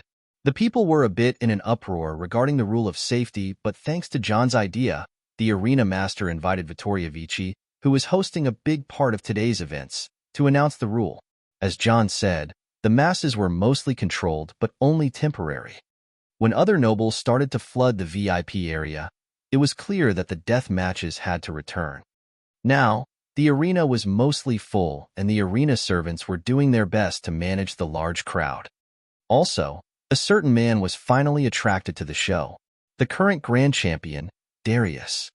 He was sitting in a special area under the arena seats and watched the matches while being hidden in the shadows. He wasn't restless or relaxed, but rather very focused. John's style was clearly strange, but had a rhyme to it.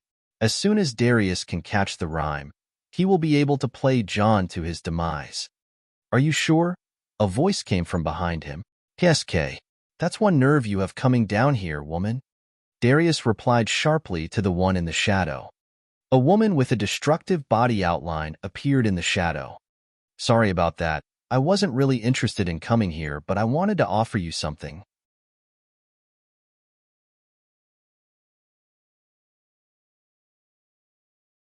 "Not interested.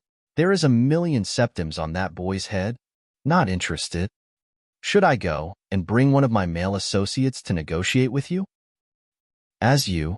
"Not interested." The woman was mostly unfazed by Darius's cold shoulder, but that didn't stop her. She started to look at the arena and narrowed her eyes. "His style, how do I say this? It is one of a kind." "Go on." Darius was finally patient enough to listen.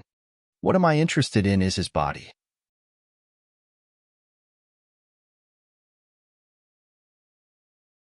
"Of course, getting it means we need him dead, which is your part, but to do so, you need to understand what you are dealing with, right?"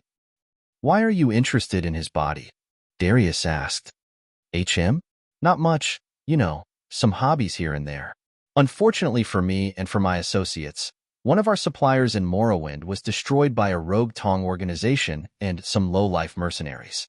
If the Imperial Arena is not our stable source, then life would have been hard on us. But I was wondering," Darius cut her words, "why are you people interested in beaten-up corpses? If you have some sick necrophilia cult, why not just look for bodies in more decent places?" Darius asked. "We don't pay you and your red team to ask questions, Dar," the woman said, but soon her words came to a halt. Darius's large axe was just 1 inch away from claiming her head. The terror that Darius's carnage aura gave off almost squeezed her heart from the terror. "Don't run your mouth, woman," he said in a tone that oppressed the woman to submission. She nodded with fear visible in her eyes. As he took his axe away, she touched her neck, unintentionally feeling it in place. "I don't care what you want with the bodies. Tell that leader of yours to not do anything stupid while I fight. Now leave." Darius wasn't in the mood to talk anymore. The woman looked at Darius and decided to finish up what she came here for. "One last thing. These are some magic scrolls. She took out almost 10 magic scrolls from high quality as they looked. I said I don't want petty things like, Darius said, but the woman cut him. I am not sure how you fight, but the Lord recommended them for you. They are to test the boy's ability. Nothing will interfere with your fight as long as we get our data and you get a grasp on his skills. I get that the boy will be fighting the champions next, right? She said in a serious tone. She then offered the scrolls for him. Let them champions test him out for you, she said. Darius looked at the woman and then the scrolls. She was right. John's style is very obscure and fluid. His movements are simple and deadly while his magic is not easy to deal with. Darius took them with a snort and returned to focus on his fighting mentality once again. The woman sighed and walked out of the secret observing room and took the corridor under the arena out to the seats. On the way, she got rid of her cloak and hood, then walked out with no one spotting her. What appeared under the light of day was a Redguard woman with a pleasant look. She walked and found herself a seat. Delilah, a voice whispered from her side. What is it? She is here, the voice said. She? Look, the opposite seats, 3rd row, 7th from the right. The man beside her handed her a small spyglass.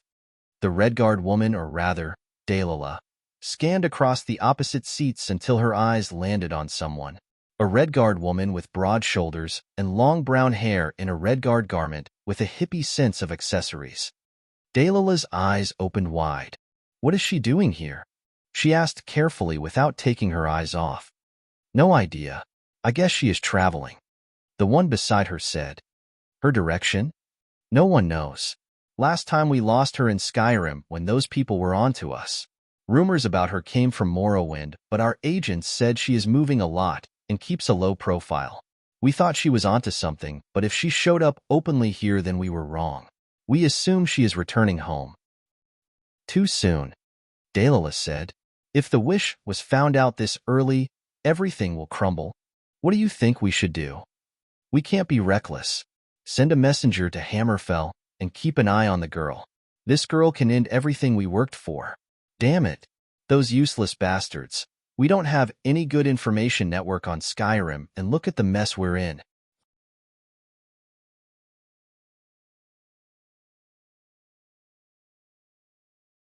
Delilah said while standing up and foaming from anger. She looked back at the woman again. It has been a long, long while. Isha. P4 tray 0N.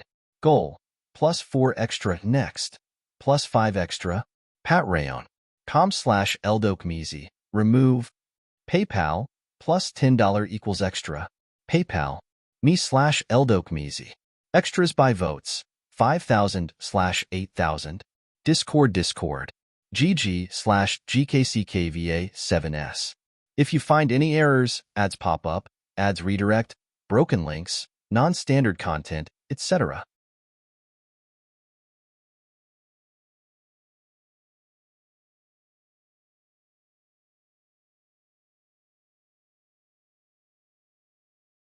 Chapter 432, The Arena, 5-6, Spamming Master Rank Spells, Daily Plus 5K Bonus. Part 1. The champion of the Indigo Team, the champion of the Green Team, the champion of the Red Team, and the only hero of the Blue Team are going to fight for the right of challenging the Grand Champion. Kids were running on the streets announcing the news all across the Imperial City, and surely it was a shocking even. Somehow, someone appeared and challenged the special rules matches all the way up the ranking to become a Blue Team hero all in a single day without rest. If this man was a dwarven automaton, or some sort of undead, then people would have believed it, but he was a Northman from Skyrim.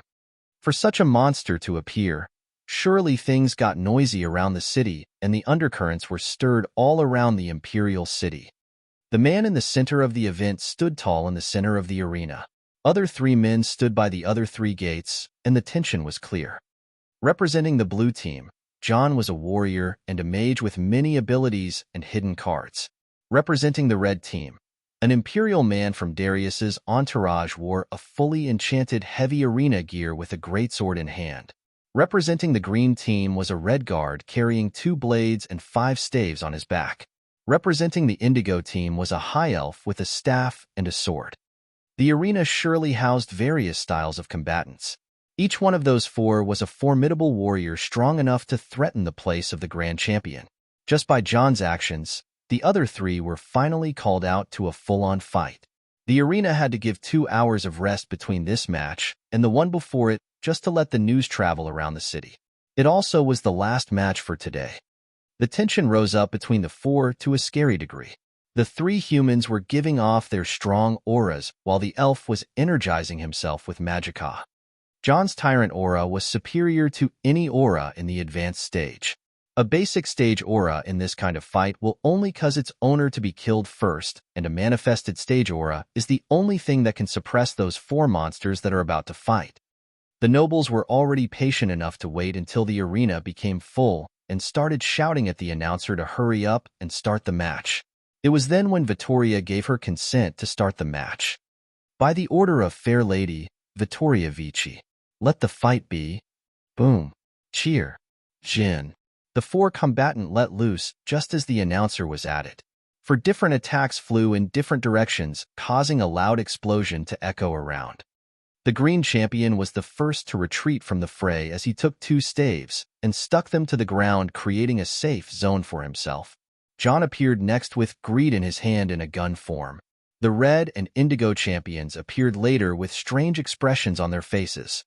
In that loud bang from a while ago, the four clashed, but somehow it resulted in a state of confusion and for a cloud of dust to rise all of a sudden. No one except for a certain few could tell what just happened. John narrowed his eyes as he looked at the champion of the green team, who looked relaxed. That red guard was surely very fast to retreat. The other two looked at John with hostility, understanding that John was onto their trick just a while ago and slipped from their prepared attack, even though they felt that they hit him. Phew, a close one.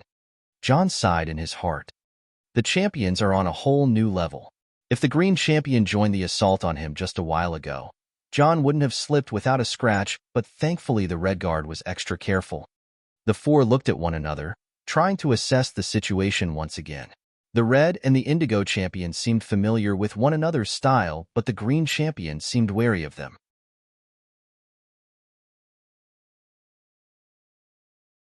He was a tad weaker than them, so if John got eliminated, he'd be the next in line. Still, he was more wary of John. At a moment of understanding, the three champions decided to gang up on John. Now, the indigo champion fired a strong lightning spell. The red champion shot a bolt from a crossbow under his arm, and the green champion waved his swords in 2 aura attacks that flew at John. Insolence! John snorted in disdain. From his shadow, Nefertiti threw out pride that soon found its way to the hand of its master.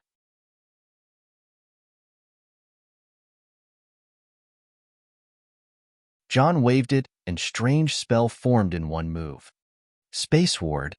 The spell formed a ward in front of John, intercepting all the attack and fully reflecting them at the attackers without losing any momentum. Those who saw the spell could see the twist in space as the red champion's bolt got twisted and full reflected like a charm. The same happened to the lightning spell and the aura blades. In a mere second, the attacks that were reflected caused their masters to cancel them or dodge. Amazing! That's a genius for you. On the seats, many mages praised John's spell that reflected the space itself. He showed a time spell this morning and now a space spell of such caliber. This was surely him going all out. In the arena, the four assessed the weird situation again. John rather smirked and shot a scatterbolt spell at the indigo champion, attacking him from multiple sides at once. The indigo champion hurriedly cast a reflect barrier, sending the spell at the red champion. The latter didn't dally and sped behind the green champion, leading the attack at him. The green champion added one more staff behind him and formed a triangular safe zone that fully absorbed the spell. The red champion took the chance and attacked the green champion from behind, but the sly red guard teleported himself with the safe zone away. Coward! The red cursed. With a head decorating my shoulders, the green didn't feel ashamed one bit. The red champion didn't stop his charge and directed his attack towards the nearest target, John. His greatsword radiated in a swift fire aura and attacked John from above. John waved the gun, greed. with its large double muzzles, and shot 2 aura bolts at the sword, fully nullifying its power. What? The red champion couldn't figure out how his aura broke easily and chose to retreat. John didn't think too much and changed greed into a large flail that crashed the red champion away. From the seats, Isha and Miranda were taken aback by the principle of John's aura attack that nullified the blade. Did you see? Isn't that the martial trinity idealism? Isha asked. John stopped the edge force with the blunt force. A perfect counter. Miranda analyzed. I've never seen it done with a battle spirit before. Few can do that. John is using his strange tools to fully control his aura. On the arena, John was giving a chase to the red champion and gaining a lot of momentum while the green and the indigo champions were fighting it out. Hearing the loud cheers of the public, the green and the indigo felt wary if John managed to eliminate the red this soon. On him, the two hurriedly lock on John and supported the red champion back to retreat. Taste your own poison. The indigo shot a similar spell to Scatterbolt, but on a whole new level. The spell rose to the sky and descended in a series of bolts. Tisk! John had to dodge this one as lightning spells were the most dangerous to him. He teleported away with Blink, but the spell adjusted its flow towards him. John kept blinking everywhere with the indigo champion, not giving him a chance to counter.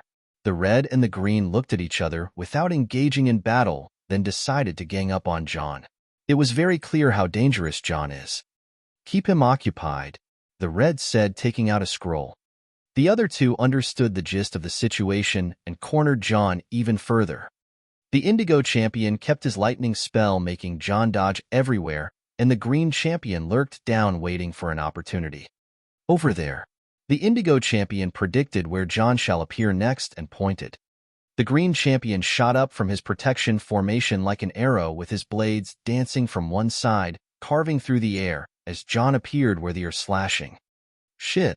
John was fully cornered this time.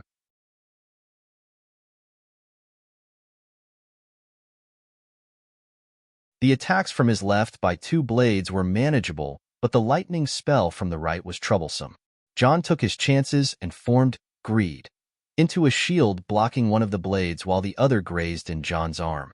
By his right, he cast a spell using Pride, barely negating Elf spell. It has been a long time ever since he was wounded in a fight. Last times was in Castle Fokihar when he pissed off Lord Harkon, and after it in Cold Harbor when he fought the Daedric Titan.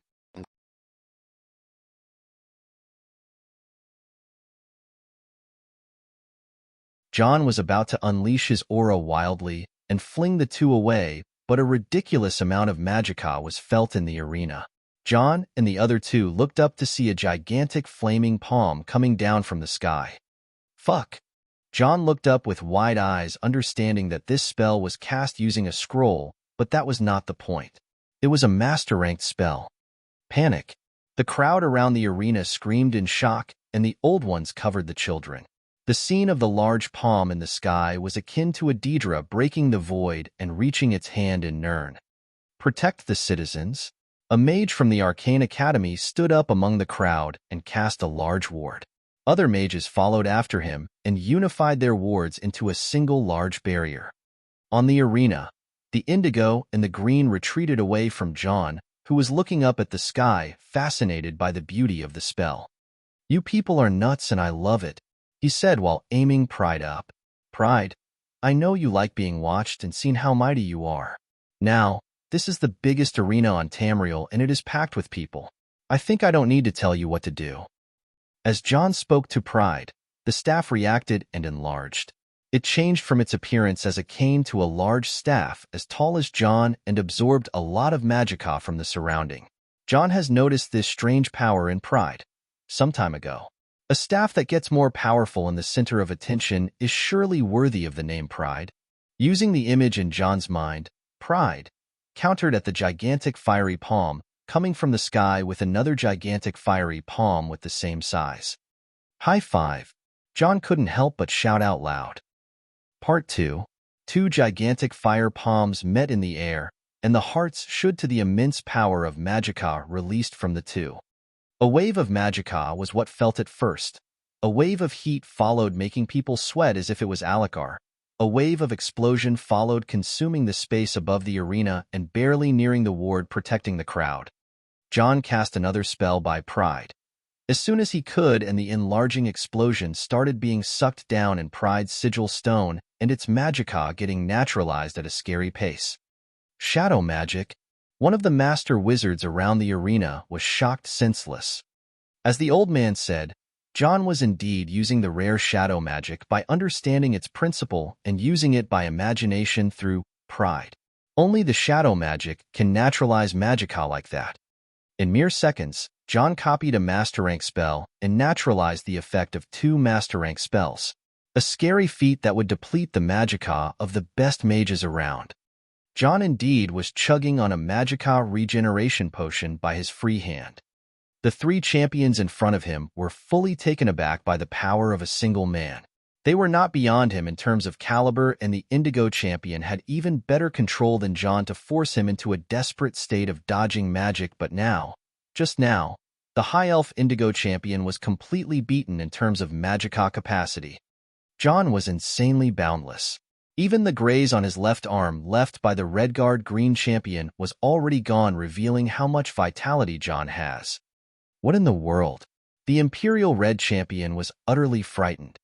The Indigo champion realized that the situation is hopeless unless they drain out John completely. John is young, and no matter how many years he trained or how much talent he has, he is still a junior with some parts rough around the edges, especially in terms of control. A high elf like the Indigo champion is superior in this field, no argue about that. Still, John can compete by using his magicka as a brute raw force to stand against masters. It is like a child with a machine gun that has infinite bullets against a trained adult with a 6 bullets handgun. Still, that child was no pushover. I didn't really want to use this.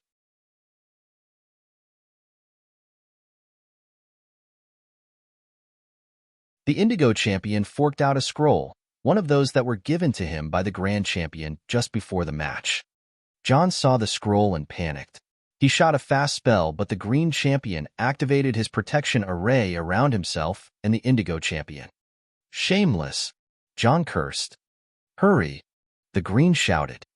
Another master rank scroll was opened. The Indigo champion grinned as he recited the spell's name. Dragon Breath.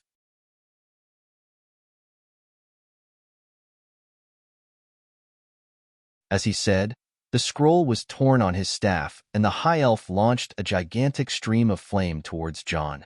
The flame was large and domineering, much like a real dragon breath. The spell was clearly inspired after witnessing a real dragon. You've got to be shitting me. John clenched his teeth and put Pride forward. Imitate. John did the same move as he did last time and used Pride to hurriedly return similar spell. The shadow magic may come in handy, but sadly it couldn't endure such a large stream of a stable source of magicka.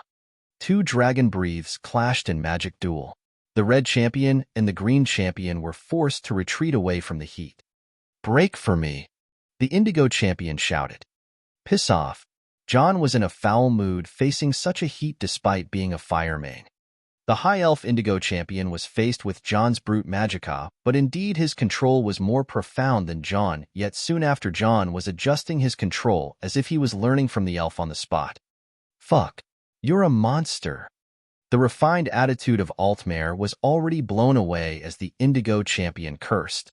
I was told I'll hear that word a lot. John replied by extending his head to the side. Bastard. The Indigo champion was infuriated by John's attitude and decided to put on one more card. There was a very good reason why the High Elves were the first race in terms of magicka, and that was their racial power. Bless me, ancestors, the Indigo champion called. The magicka around him reacted to his roar, and an abundant amount of energy flowed through his body. The brute magicka of John was finally overpowered by the High Elves' racial ability, Highborn. An insane ability that can regenerate magicka on the rapid rate of 2,500% for a whole minute. The people of the crowd that weren't experts in magic or magicka could swear that can feel the energy flowing around the arena around the Indigo champion as John was being cornered rapidly.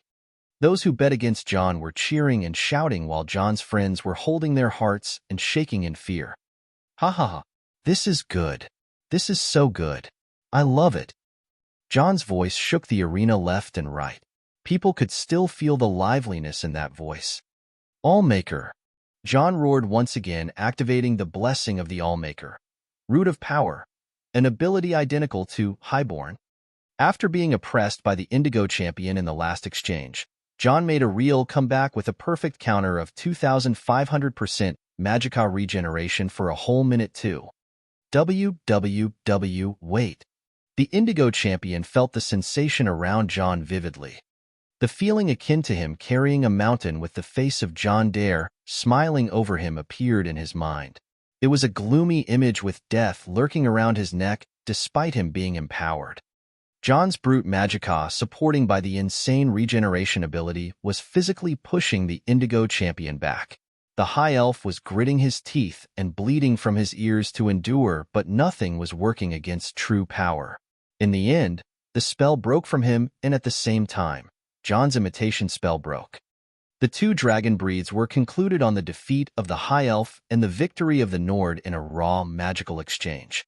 The arena ground between them was charred black, and some parts were already molten. The red and the green champions managed to protect themselves and the indigo from the last aftershock as the magic duel broke in John's favor. The red champion formed a barrier by his aura and endured the shock by stabbing his sword to the ground, while the green champion used 4 staves to form a protection array around himself. Don't give him time to rest. Use more. The indigo champion shouted even in his sorry state. Not a chance. John roared and looked at the High Elf. You made a good dragon breath spell just now, but take this real dragon breath as a goodbye. Wywell Tor Shul. Fire Inferno Sun.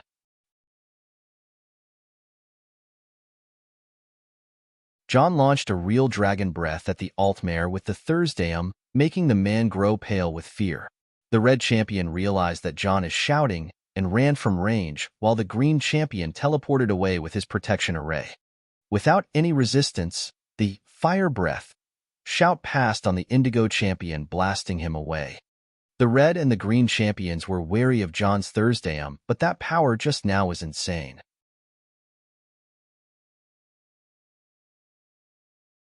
Lucky for them, they got to hear the voice and dodged as fast as they could.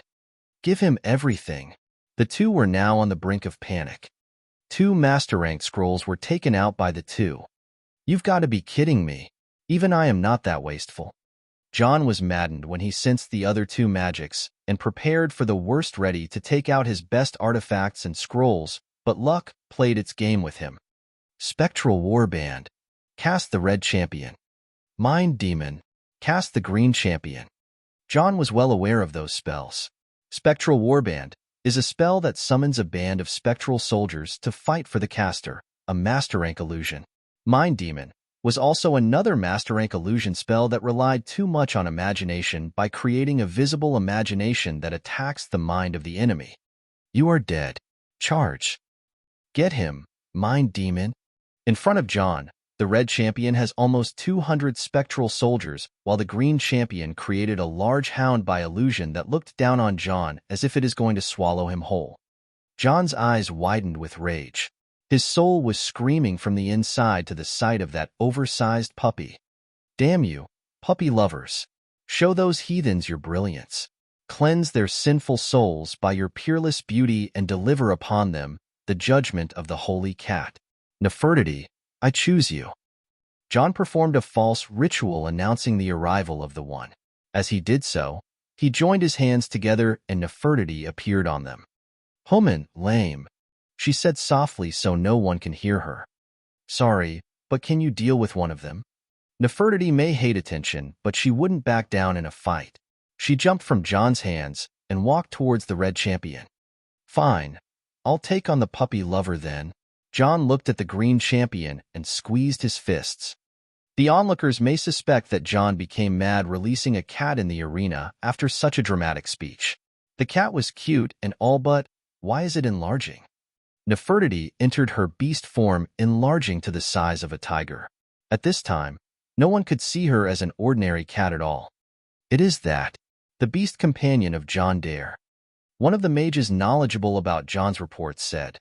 Impossible. That is the infamous beast? The thing that was just a small cat a while ago. By the 8, what manner of beast is that? Nefertiti wasn't bothered with attention after a while, but the problem was John, who was cheering for her in a fervent speech. Those who know John and Nefertiti can tell that it was the scene of a doting parent and a teenage child who wants her parent to quit embarrassing her. A year ago, Nefertiti would be hyped up by John's speech just like a child taking praises. She sighed and inwardly called, Allmaker. The gift of the Allmaker to Nefertiti was the strongest in terms of offense in 6 blessings, totem beasts. Just like that, Nefertiti managed to summon some oversized golden spectral beasts that radiated around her. Large bears, saber cats, a mammoth, and a couple of hawks. The spectral warband was to clash with the totem beasts. On the other side, John aiming his staff at the mind demon. A spell that uses imagination as power was put to the test against Pride, the elder staff of power, and Fate, whose power is imagination magic. Get them, Nefertiti calmly whispered. Imitate. John cast the same skill once again, creating his own mind demon. As the spectral warband and the totem beasts clashed in a numbers fight, John had a large cat over his head facing the large hound. The Green Champion was a battle mage and an extremely well-versed individual in the arcane arts. He wouldn't fall short against John, but the vivid imagination is John's thing. The 2 imaginations floating above the 2 fighters were different in color, as blue for John and green for the Green Champion.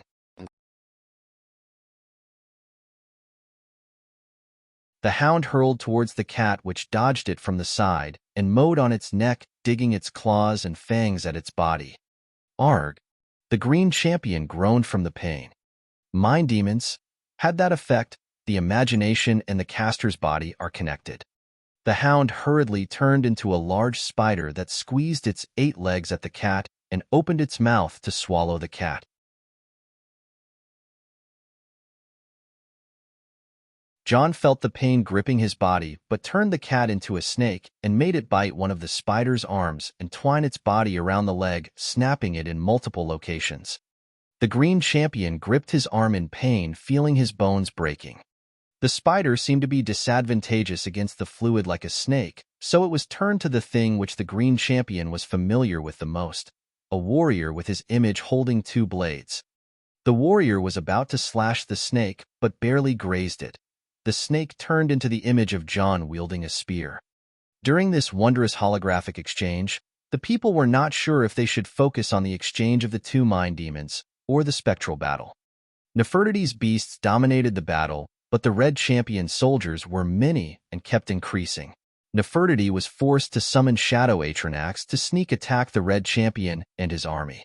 With each move, the crowd cheered by the one-of-a-kind fight. Master rank spells and insane moves were being used all over this fight. Even the arena master was having a heart attack from excitement, but his adoring soul kept him running. The thing with John is that his imagination started to get wilder. The Green Champion was no longer a match for what started to happen after a certain point. He turned his mind demon into a gigantic beetle assassin, but was split into half by John's dwarven centurion. It was then an Argonian behemoth that almost carried the dwarven centurion, but John turned his imagination into a heavy panzer, something that the world didn't see anything like. Unaware of the disaster, the Green Champion let his behemoth receive a cannon shot head-on. The Green Champion fell on his knees and spat out blood. His appearance was ashen pale, and he couldn't break free from his own mind demon. John wasn't merciful and formed all manners of attacks at the deforming imagination of the Green Champion. In a matter of a few seconds, the Green Champion was broken spirit and soul. His magic ended, and so did John's imagination. Now all that is left was the Red Champion. Die! John could see the Red Champion taking out another scroll and tearing it, then cast another gigantic fire palm at Nefertiti to take down her totem beasts and sacrifice his spectral warband in the process. Nefertiti returned to the shadow and escaped back to John. He braced himself for impact as the fire palm devastated a part of the arena away from him. Thank you. You did well, John said. Cursed cat. Damn you. The Red Champion was infuriated for some reason. Looking at his legs and back, Nefertiti seemed to have scratched the living out of him. Nord. Damn you. Without thinking, the red champion was on the edge of despair as he ran out of stamina and allies. All he can do now is to spam out the master rank scrolls left with him. One scroll was torn and one more gigantic fire palm descended on John from the sky. John was more observant this time. An attack of such power is better dealt with more smart and less brute. John aimed pride and shot a few shadow bolts at some key parts in the spell, making it explode in the air. Die! But the red champion was already her. John had no option in his hand but to block with greed. Yet he noticed something. The damn red champion was casting another master-ranked scroll on a close quarter. Damn you! John almost panicked as he prepared towards with all his power, but the scroll was aimed at the red champion's greatsword, which was held high. John recognized the spell, Hypermagnitude, an alteration master-ranked spell that can basically enlarge objects and increase their weight to tons. If that spell was put to the sword while it is this close to John, then fuck me dead. John had to do something about that. To stop a power beyond his physical ability, only one artifact can do such feat.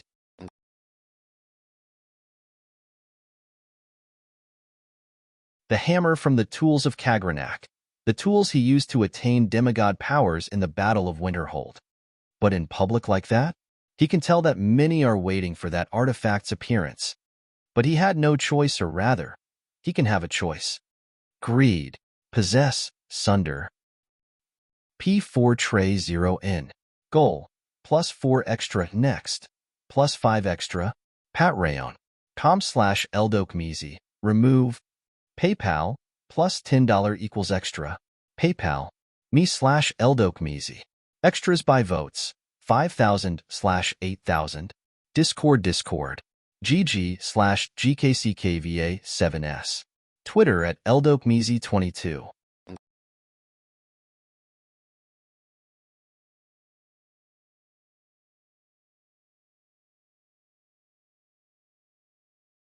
Chapter 433, Conclusion and Planning.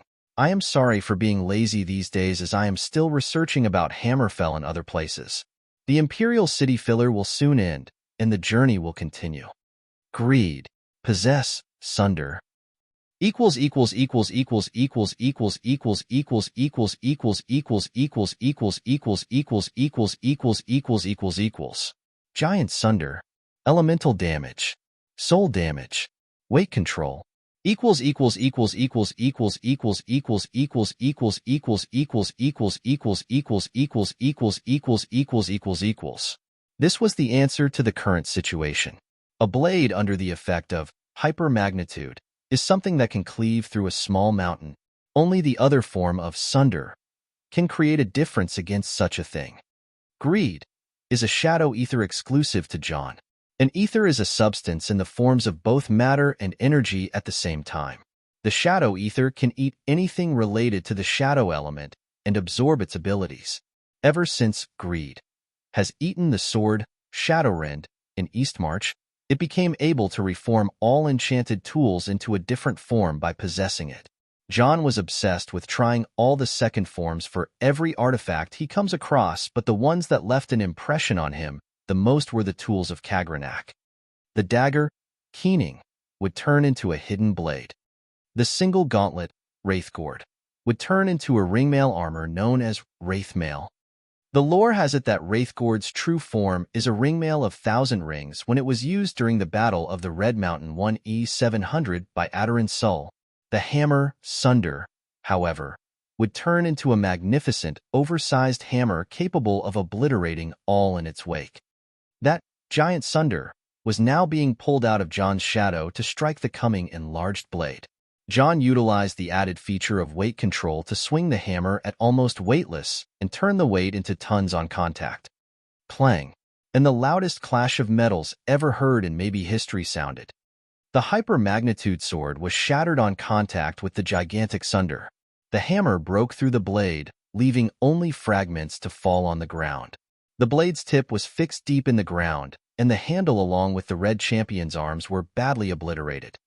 The red champion was merely a few meters away, coughing out blood in his last moments. John walked to him and looked down on the dying man. Kill, Kill, kill, kill, kill. The crowd didn't stop cheering from that point onwards, wanting to see more blood and gore. John unintentionally became annoyed by them. Monster. The dying red champion said, coughing out more blood.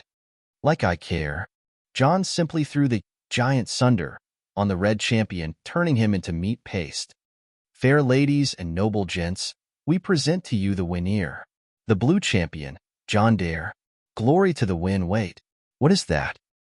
As the announcer declared, a change in the situation happened so fast.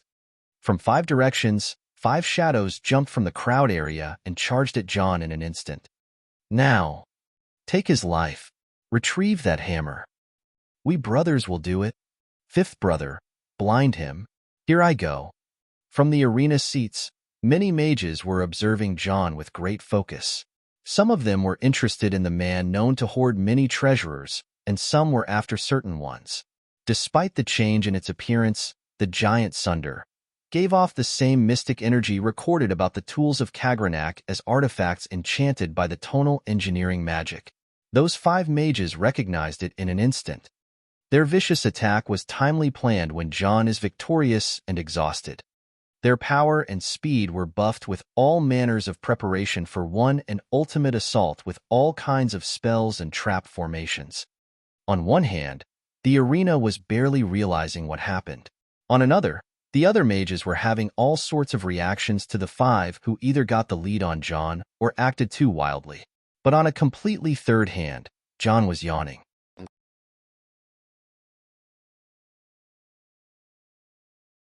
Sure enough, their 5 were no pushovers and prepared for John.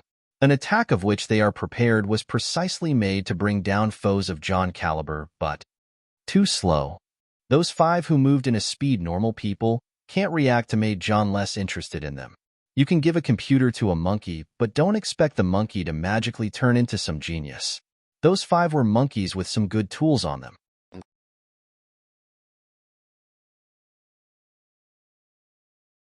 As the 5 monkeys were performing their tight attack on John, a chain from John's gauntlet flew to the giant sunder, pulling it back to John. The hammer was now back to John's hands. Swing, swing, swoosh, clang, swoosh. John waved the giant sunder, 5 times pushing its elemental damage enchantment to the shock damage effect. Once the hammer came into contact with the 5 foes, they disappeared in their places. John's movement stopped afterward, and he looked around curiously. They disappeared? Wow, even the thieves in the Imperial City are a challenge. Haha, I won anyway. John declared with a clumsy smile and raised the hammer sky high for the crowd. Thousands of cheers answered him with a legion of fans cheering his names.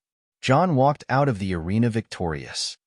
The arena master came up and announced that the Grand Champions match will be held tomorrow as the arena needs preparations and repairs, and so the day was concluded. As the people emptied the place, some did not budge from their seats. These were the high mages and the great warriors who had a lot of interest in John. Some were even ones planning to make a move on him, and some were there for his magic.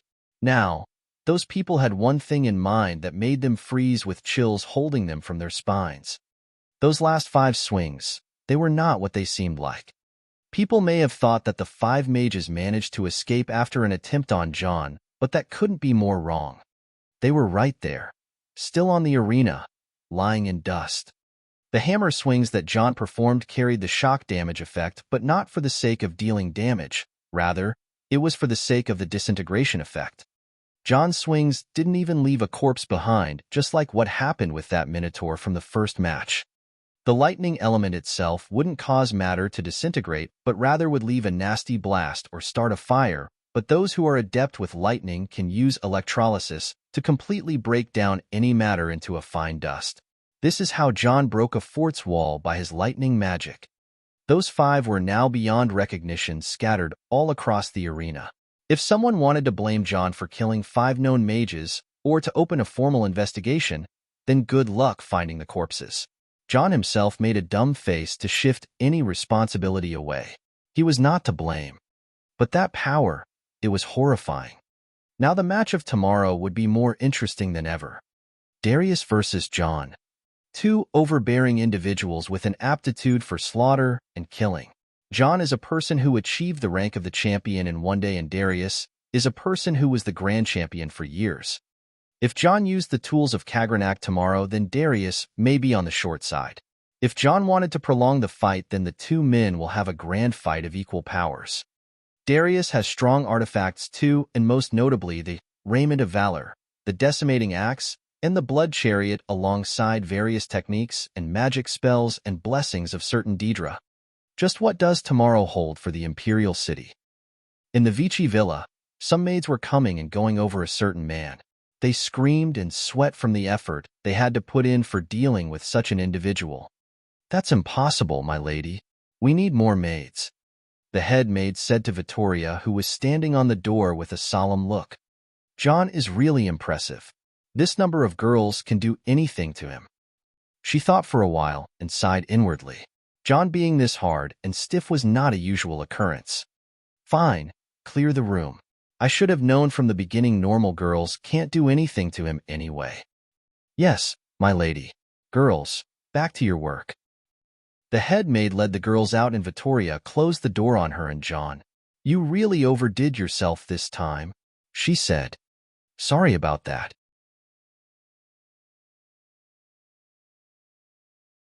"It really hurts being this stiff," John said with an apologetic face. She sat on the bed beside him, and as he was sleeping on his front with his back being exposed, his muscles were twitching hard, and all the maids in the Vici Villa were not strong enough to massage him. "Will you be okay?" she asked. "I will. It is just that I get very stiff after my body cools down after a big fight."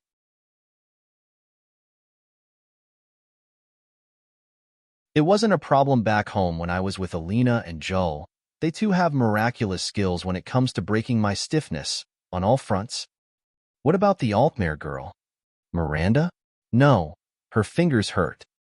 Due to her nature as an archer and practitioner of a martial art known as the Desert Wind Claws, Miranda's fingers were really strong that massaging John would turn into another round of pain. That's why she was depressed in her room, as she was not able to help John. Don't worry, let's spend the night together, and your stiffness up and down will go away," Vittoria said as she undid her dress that fell down from her shoulder, exposing everything all the way down. John smiled and turned around, giving her space to lay down beside him. The Imperial girl happily went beside him and stuck her body happily. "Sometimes I forget that I am older than you just by comparing our size," she said. "For a woman, you're pretty comfortable with your age. Still, do I look like a brat teenager to you?" "Oh, please. Forget I said anything.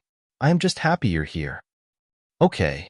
John's, whose mental age is in a state of dispute, decided to just enjoy the girl in his hands. "By the way, do you live alone in this villa? I mean, your family is big and all." "Scared of my family now?" she said. "No, my father is too old, so he doesn't come here and stay our estate in the west. Mother is in Skyrim dealing with the company in Skyrim, and my brothers are ambassadors to High Rock and Hammerfell. This place is mostly mine." And so the noble girl joined the cult of Dibella among the bards, performers, and comedians. "You get the story," she said and looked up. "The Imperial Palace has sent an agent an hour ago." "Wow, I even got the Emperor attention?" "Clearly. My cousin the Emperor wants you out of Cyrodiil," she said. John narrowed his eyes. "Want me out?" he asked. "The Imperial Palace thinks you are seeking asylum here from the Thalmor after you. Counselor Amand Modier came personally and delivered a verbal message," she said. "Amand Modier?" John froze for a second. The name was very familiar, and the man was an important NPC in TS5, Skyrim, but to think he would come across the name this early. "You know him?" Vittoria asked.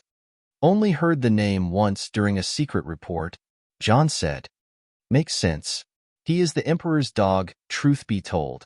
He is quite fond of the title himself." "The Emperor's dog?" John found it funny judging by Amon's role in the future. The left counselor and one of the keepers of secrets. Interesting, John thought. Anyway, we need to figure out a way to negotiate with them for you to stay here. I really am looking forward to. Vittoria, I am leaving after tomorrow's match. John said. What? I have to. I really want to stay with you, but I have a labor to take care of. Wait, you are exiled and have no one with you. What about your pursuers then? No one will touch you here. Stay with me and… Shush, it's okay, John said. I have to travel for the next 2 years until my exile is over. What do you mean? Did you make a secret condition with King Torrig? She asked. No. He will die in 2 years from now. You will kill him? No, silly. Not me. Someone else will, and the war will start. Listen, I know what I am saying is unbelievable, but Ulfric will move sooner than anyone thinks and declare war against the Empire. By that time, you, the Emperor's cousin, need to take care of yourself and the East Empire Company's presence in solitude. John said and handed her some notes and messages. These papers are important. You will find names and dates on every one of them. Some for you, some for my wife and my family, some for my friends outside Skyrim. I want you to use the EEC's network and deliver them by the dates recorded.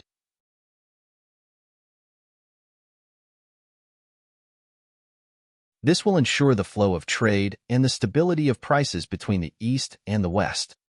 Vittoria took the notes in her hands and saw names and dates that belonged to her, John's family, John Battleborn, and some with destinations outside Skyrim like Mournhold, Daggerfall, and Solstheim. You are my ace in the hole, Vittoria, the wild card that no one will see coming. Do this right and interesting things will happen in the future. P4 Tray 0N. Goal. +4 extra next. +5 extra. Patreon. com/eldokmizi. Remove.